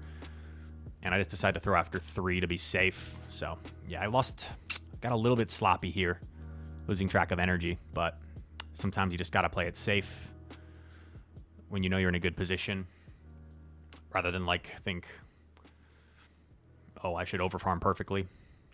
And the reason he didn't throw the discharge there is because if he throws the discharge, I think I had a body slam already. How much energy did Gastro leave with? Yeah, I had a body slam, so he knows he can't really, like, throw the discharge there. So 5-0 at this point. And sorry that the grand finals might be a little bit anticlimactic, but we get a little bit of excitement here in this game. Pod into Dugong. This is the same comps we had in that very first game of the first series, where he does not really have a pod answer here. And he's going to stay in, just try to soft lose this matchup. But, you know, I felt like in that first game, he did have some play, honestly, with the Marowak in the back. So that was a little bit concerning for me here. And I kind of misplay by shielding this, because I thought he might go for, like, a drill run here. But, like, who cares if he goes for a drill run? Like, I still live. I just probably wouldn't have been able to fully farm down. I would have had to throw energy. So I think I kind of misplay there. And then I'm thinking, you know, down a shield, this Marowak is kind of a problem. So what I do is I consciously fire off some chip damage here. And then I get myself 1 away from Aqua Jet, knowing this is what I'm thinking, all kind of in the moment. If I swap Drapion, he swaps Marowak, I can throw Aqua Tail. If he takes an Aqua Tail, I just mud slap everything down, I win. If I get shields, I'm 1 away from Aqua Jet. And then I also win. So I was fine giving up switch here. People saying, once again, Rise is throwing. I disagree. I think this was a better play than just letting his Marowak be up a shield against my backline. I go for a Crunch here to fish for a potential debuff. Because once again, if he takes it, I can probably just mud slap everything down. If he shields it, I'm 1 away from Aqua Jet. I'm 1 away from Aqua Jet. I simply come in, but I get denied, and you see a big reaction from me. Usually pretty stoic, but I knew this basically changes the outcome of this game, because I should have this Aqua Jet right now. He is locked in, and because I lagged, I don't get it off. And Aqua Jet, especially with the CMP there, I mean, like, the game's just over, in my opinion. Marowak's gone. And my Gastro would have been able to reach an EP against Dusclops. But now I'm forced to kind of throw it here as I'm getting low. I went for, like, I went for another, like, anticipate the swap there. Anticipate the combo play. But it didn't work this time. He knocks out. And I say, like, man, I'm so sorry. Like, I know you've been lagging a turn a lot, but in my opinion, like, it did change the outcome there. I had the Aqua Jet, and I have to ask for a review here. Like, I have to ask for a review. So it sucks, the state of the game, but I asked for a review, and as per usual, maybe the streak will end, but I don't think I've ever asked for a review and it wasn't awarded as a rematch. So we reset. And in this potential decisive game, I bring the Steelix because I hadn't brought it all series, and I figured maybe I could catch him off guard. And my pod was so good in the lead, like, I thought maybe I could catch the Charjabug. And if I don't, well, here's the strat. I lure out Charjabug with one of my back Pokemon, farm it down with Steelix. Maybe that energy does something for me, and then try to sweep. Because once Charjabug is gone, both Pod and Dugong are really good. But the thing is, even though Dugong probably makes more sense as a safe swap, because Dugong, I think, makes Charjabug a little bit more uncomfortable, I went with Pod safe swap. And the reason is he hadn't been respecting it, first of all. And also, if I swap Dugong, I know he can just, like, chip and go his own and retain alignment. Versus if I swap Pod, if there's no Charjabug especially, I can flip switch against anything.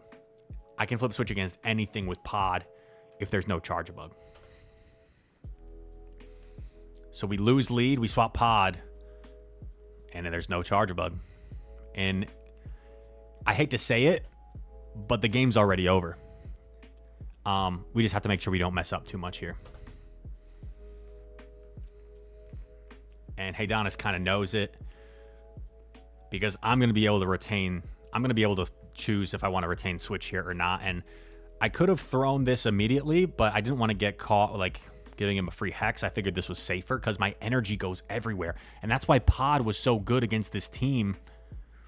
The energy hits everything. I can hit everything for neutral or super effective damage. And this is going to be kind of nasty. Not only does Pod take back switch, Pod is not going to reach just one. Not going to reach just 2 X scissors. But Pod is going to reach 3 X scissors against Dugong. If Marowak had a shield advantage, maybe there's still some play. But we get the shield back. We come in Steelix. We have Dugong this time. No Gastro. We actually left Gastro on the bench for the final game here. The only game it didn't see the playing field. And Dugong going to go off for this icy. He does bait me with Bone Club, but in my opinion, the only lose con would be letting a non-debuffed Rock Slide go through. I know if I can debuff, I should be able to hang on to this Rock Slide now. I'm like still nervous, even though I know I should live. Like in this type of moment, you're like, hopefully I live. And then I get a little bit complacent here because we exchange GGs that I stay in momentarily because I was thinking I'd just reach a drill run, but I'm like, why am I staying in? Why not just swap Steelix? So I get a little bit complacent there. But in fitting fashion with this crazy team of Shadow Steelix and Golisopod, it is going to be Steelix getting the winning attack here as we live 2 drill runs to disrespect the Dugong. And the final Thunderfang knocks out, and we have become now the Vancouver Regional Champion and the only person to win a regional championship in all 4 seasons of Pokemon Go. Versus Goliath. Sometimes Goliath isn't going to be enough I to take out. kind of like this Rise call from just Wholesome. one fast attack away from winning this championship. That's right, in what we can only describe as a David versus Goliath. Sometimes Goliath wins, and that's exactly what we're seeing here. Rise to Occasion is your 2025 Vancouver Regional Pokemon Go champion. Congratulations, he has won a regional in 4 consecutive seasons. A dominant grand finals performance for Rise. 3-0 to reset the bracket and a 3-0 to win that title. Right. And what was kind of cool, which I did realize at the time that I had only lost 3 games all tournament, 1 match, 3 individual games. What I didn't realize is because I went to the losers bracket kind of early, my final record in this Vancouver tournament was 24 games won to just 3 game losses. So that's nearly a 90% win rate. And 1 match I lost to Dapperdiscs and the 1 game to Dunebug. So yeah, pretty crazy, man. Definitely my longest losers bracket run. Essentially losing on day 1, sort of, even though it was physically on day 2. Then we went 1, 2, 3, 4, 5, 6, 7 consecutive match wins to take the title.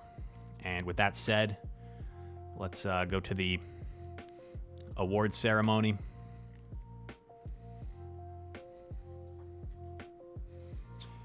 Also, major shout out to Haydonus. I don't know if he's going to watch this video, but I hate to like compare one experience to another, right, in life, but I knew the feeling.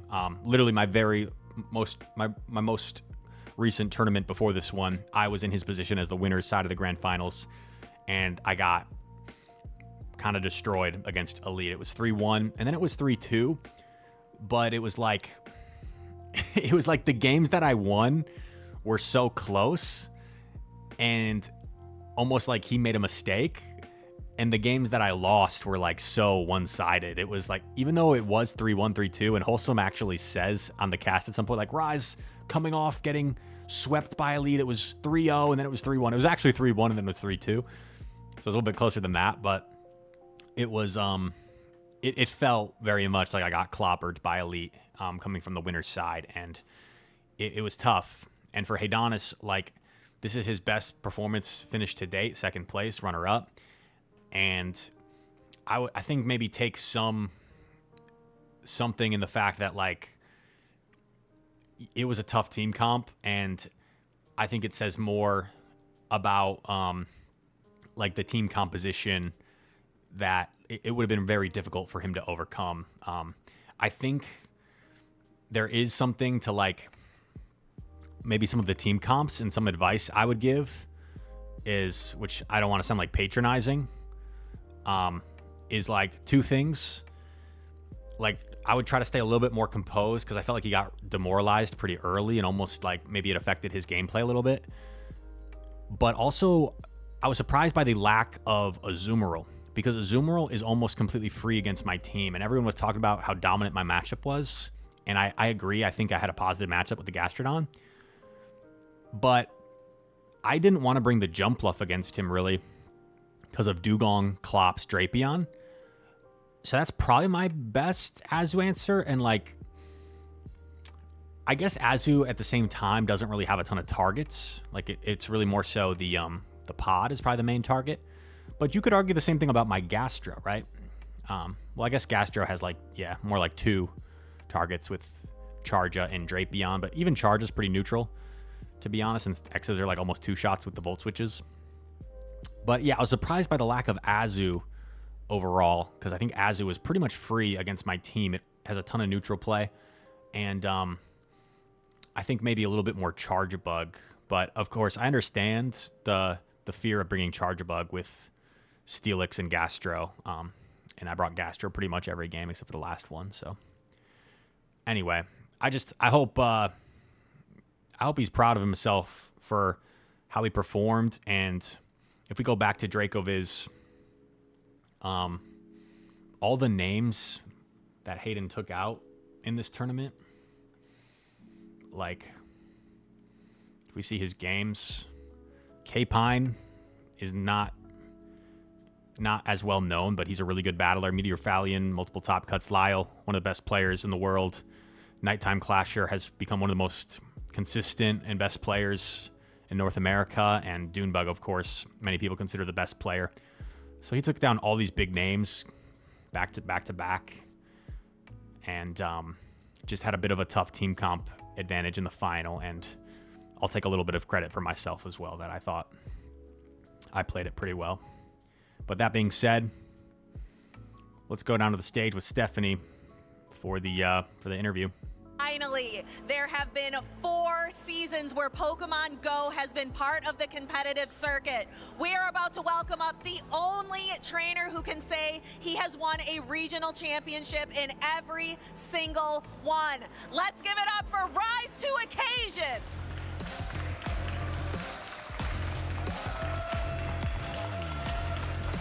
Yes, my jersey is tucked into my sweatpants. I'm like that. All right, Rise. So I'm sure I can hear it in the Twitch chat now, even though I can't see it. I saw some comments earlier. No, Rise is 8'5". He's 15 feet tall. Let's put it to rest. How tall are you really? I'm about 6'3", we'll say, maybe 6'4" in shoes. All right, thank you. So we can clear that up for the Twitch chat. Now let's move on to the games here today. It was mentioned over and over that this match here, this grand finals, was a David versus Goliath situation. You are now a 4-time regional winner in each season Pokemon Go has been competitive. How does it feel to be the Goliath of Pokemon Go?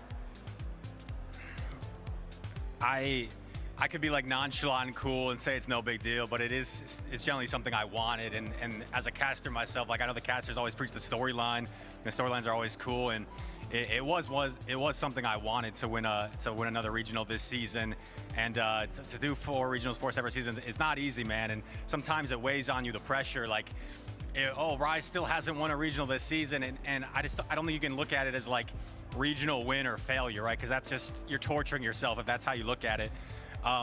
But I think the great Billie Jean King said pressure is a privilege and champions adjust, and that's what I decided or tried to do today. So just to expand on that a little bit, on the way to this tournament, on the flight, I downloaded Full Swing on Netflix. It's like a golf docuseries, and I really enjoy it because I would never compare myself to like some of these professional athletes, but I do find what some of they say is relatable in what I do. And like Scotty Scheffler, actually no, it was Rory McIlroy was talking about like he has expectations, you know, for himself to like win every tournament, but you're not always going to win. And if you look at it as you either won a tournament or you failed, like you didn't win, you're in for like a career of torture, I think were his words. And so I thought about that, and then also a quote that I originally heard from Chris Bumstead, a famous bodybuilder and YouTuber. He is a former 6-time world champion, Mr. Olympia, best bodybuilder in the world. And he talks about that quote a lot. Pressure is a privilege, because at a certain point after winning 1, 2, 3 in a row, it's like expected, like you're expected to win. And for him, like if it was his to lose, right? Either does it again or like he failed, like there's no room for error. And sometimes I kind of felt that. I kind of felt like, you know, it's a big deal if I lose, and if I win, it's like almost expected at a certain point. And I obviously I get flack. I'm kind of infamous for like getting a little bit flustered when I'm playing my GBL sets and people will like beat me, and then they'll instantly come in chat and say, GG's Rise, amazing game. And I talked in this video even about like how I'm learning that like there's probably nothing ill-intended there. They're probably just excited to play me, and I should be like grateful for that interaction. But I started to look at it differently. Instead of feeling pressure, like I'm expected to perform, I'm expected to get the win, look at it as pressure is a privilege. Like how many people would love to be in the situation that you're in right now? Because you're probably doing something right if you're expected to win, and you're in like a privileged situation. So why not take advantage of it, have fun, and show them what you got? And we were able to do that in this tournament. All right. And talking about the architect of the team that won, not just here, but also in Fortaleza. Now, this was kind of an interlude meta. Which was pretty cool, by the way. The same team that I ran won the Fortaleza regional. It was LNDS Corlash. Oh. Huh. Maybe his name's different or something. Let's see. If I go to X.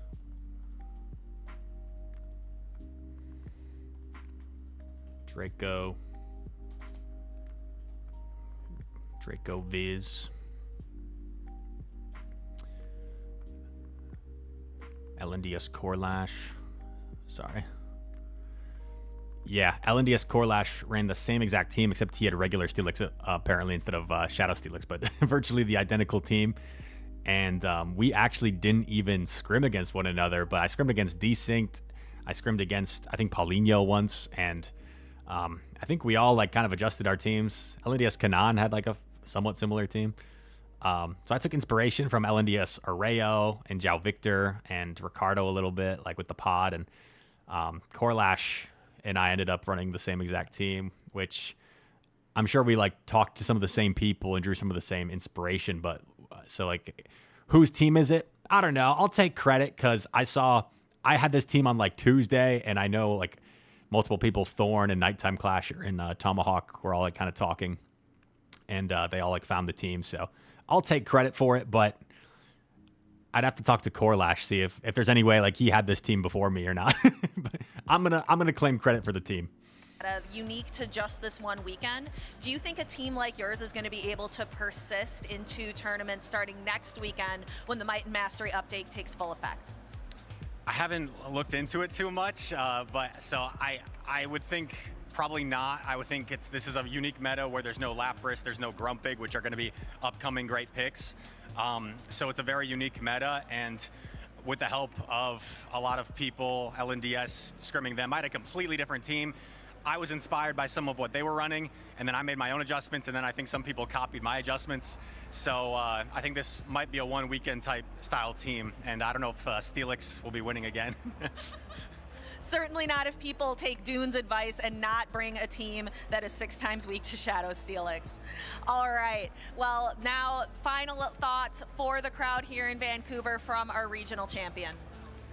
I'm just really proud, and I feel very fortunate to have this run and to win another. It's my 4th time in this position, and I just want to thank my family, everyone that supports me, everyone watching. Thank you to Carlos for trading me the Golisopod. A little behind the scenes. Yesterday, I was so annoying. I was bothering everybody. Do you have any Wimpod for trade?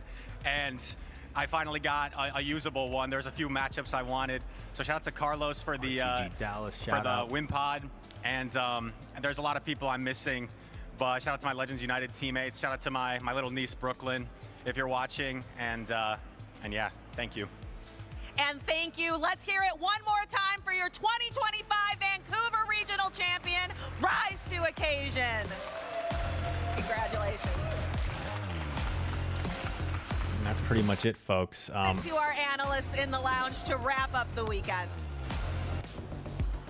All right, Send congratulations. it back to the lounge, and I think Wholesome had like one comment at the end I kind of liked. Rise is that guy. He just absolutely blew his way through the entire tournament here. He said, get out of my way. I'm taking the title, and that's exactly what he did. Or if you reference like the Michael Jordan, took that personally. I just can't speak enough about Rise. I mean, it's like that Michael Jordan, and I took that personally meme, right? He had that 2nd place finish where you kind of got eviscerated there realistically by Elite, and he's thinking, am I washed? You know, am I really that trainer that I think I am? He is that guy. Rise is that guy. He just absolutely blew his way through the entire tournament here. He said, get out of my way. I'm taking the title, and that's exactly what he did. Some kind words from Wholesome there. He's always like been pretty positive, had positive things to say about me on stream, which I appreciate. And shout out to Soph as well. Shout out to Phoebe and DeFi for the cast. And pretty cool, man. Came home with some hardware. I wasn't planning on going to Vancouver originally, but I decided, I think I took like a little bit of a break from competing. I only did 1 tournament in San Antonio in about a 4-month span, which for me is like kind of a break. And I think the break was much needed, where I like got some confidence back and got in a better mental, where I wasn't competing just to compete anymore, like feeling like I had to. I wanted to compete. I wanted to go out there and perform. And we got another regional title. 4 regional titles, matches us with Dunebug for the most, as well as players like Wadaj, LNDS Harjeff, and Marto. As I want to say, we're the only players with 4 tournament wins. Granted, Wadaj, Marto, and Harjeff all have an international, so a little bit cooler for them. But I did become the first person to win a regional in every season that Pokemon Go has been a part of the Play Pokemon Championship Series. Granted, 2022, you could put like a little asterisk if you want there instead, because it was a shortened season because of COVID. So there was only 3 North American regionals. So the only winners were me, Cindy, King, and then Axon won North American internationals. So it was a shortened season, and also there was the seniors division that year. So players like Wadaj won tournaments, and Emmy Weedle, but like those tournaments were very small. So although the caliber of player was as high as anyone, with players like Wadaj and Out of Pocket, sometimes the tournaments only had as many as like 4 people. Or for Worlds, I think it was something like 16. So there was that senior division year, or I think Wadaj would also be considered in the winning a regional every single year, but I'll allow them to to use the stat and have the title of the only player to win a tournament in every single season thus far. All that said, it's been a long video. If you made it till the end, I can't tell you how much I appreciate you and how much it means to me. Thank you guys for supporting. I hope to continue on this journey.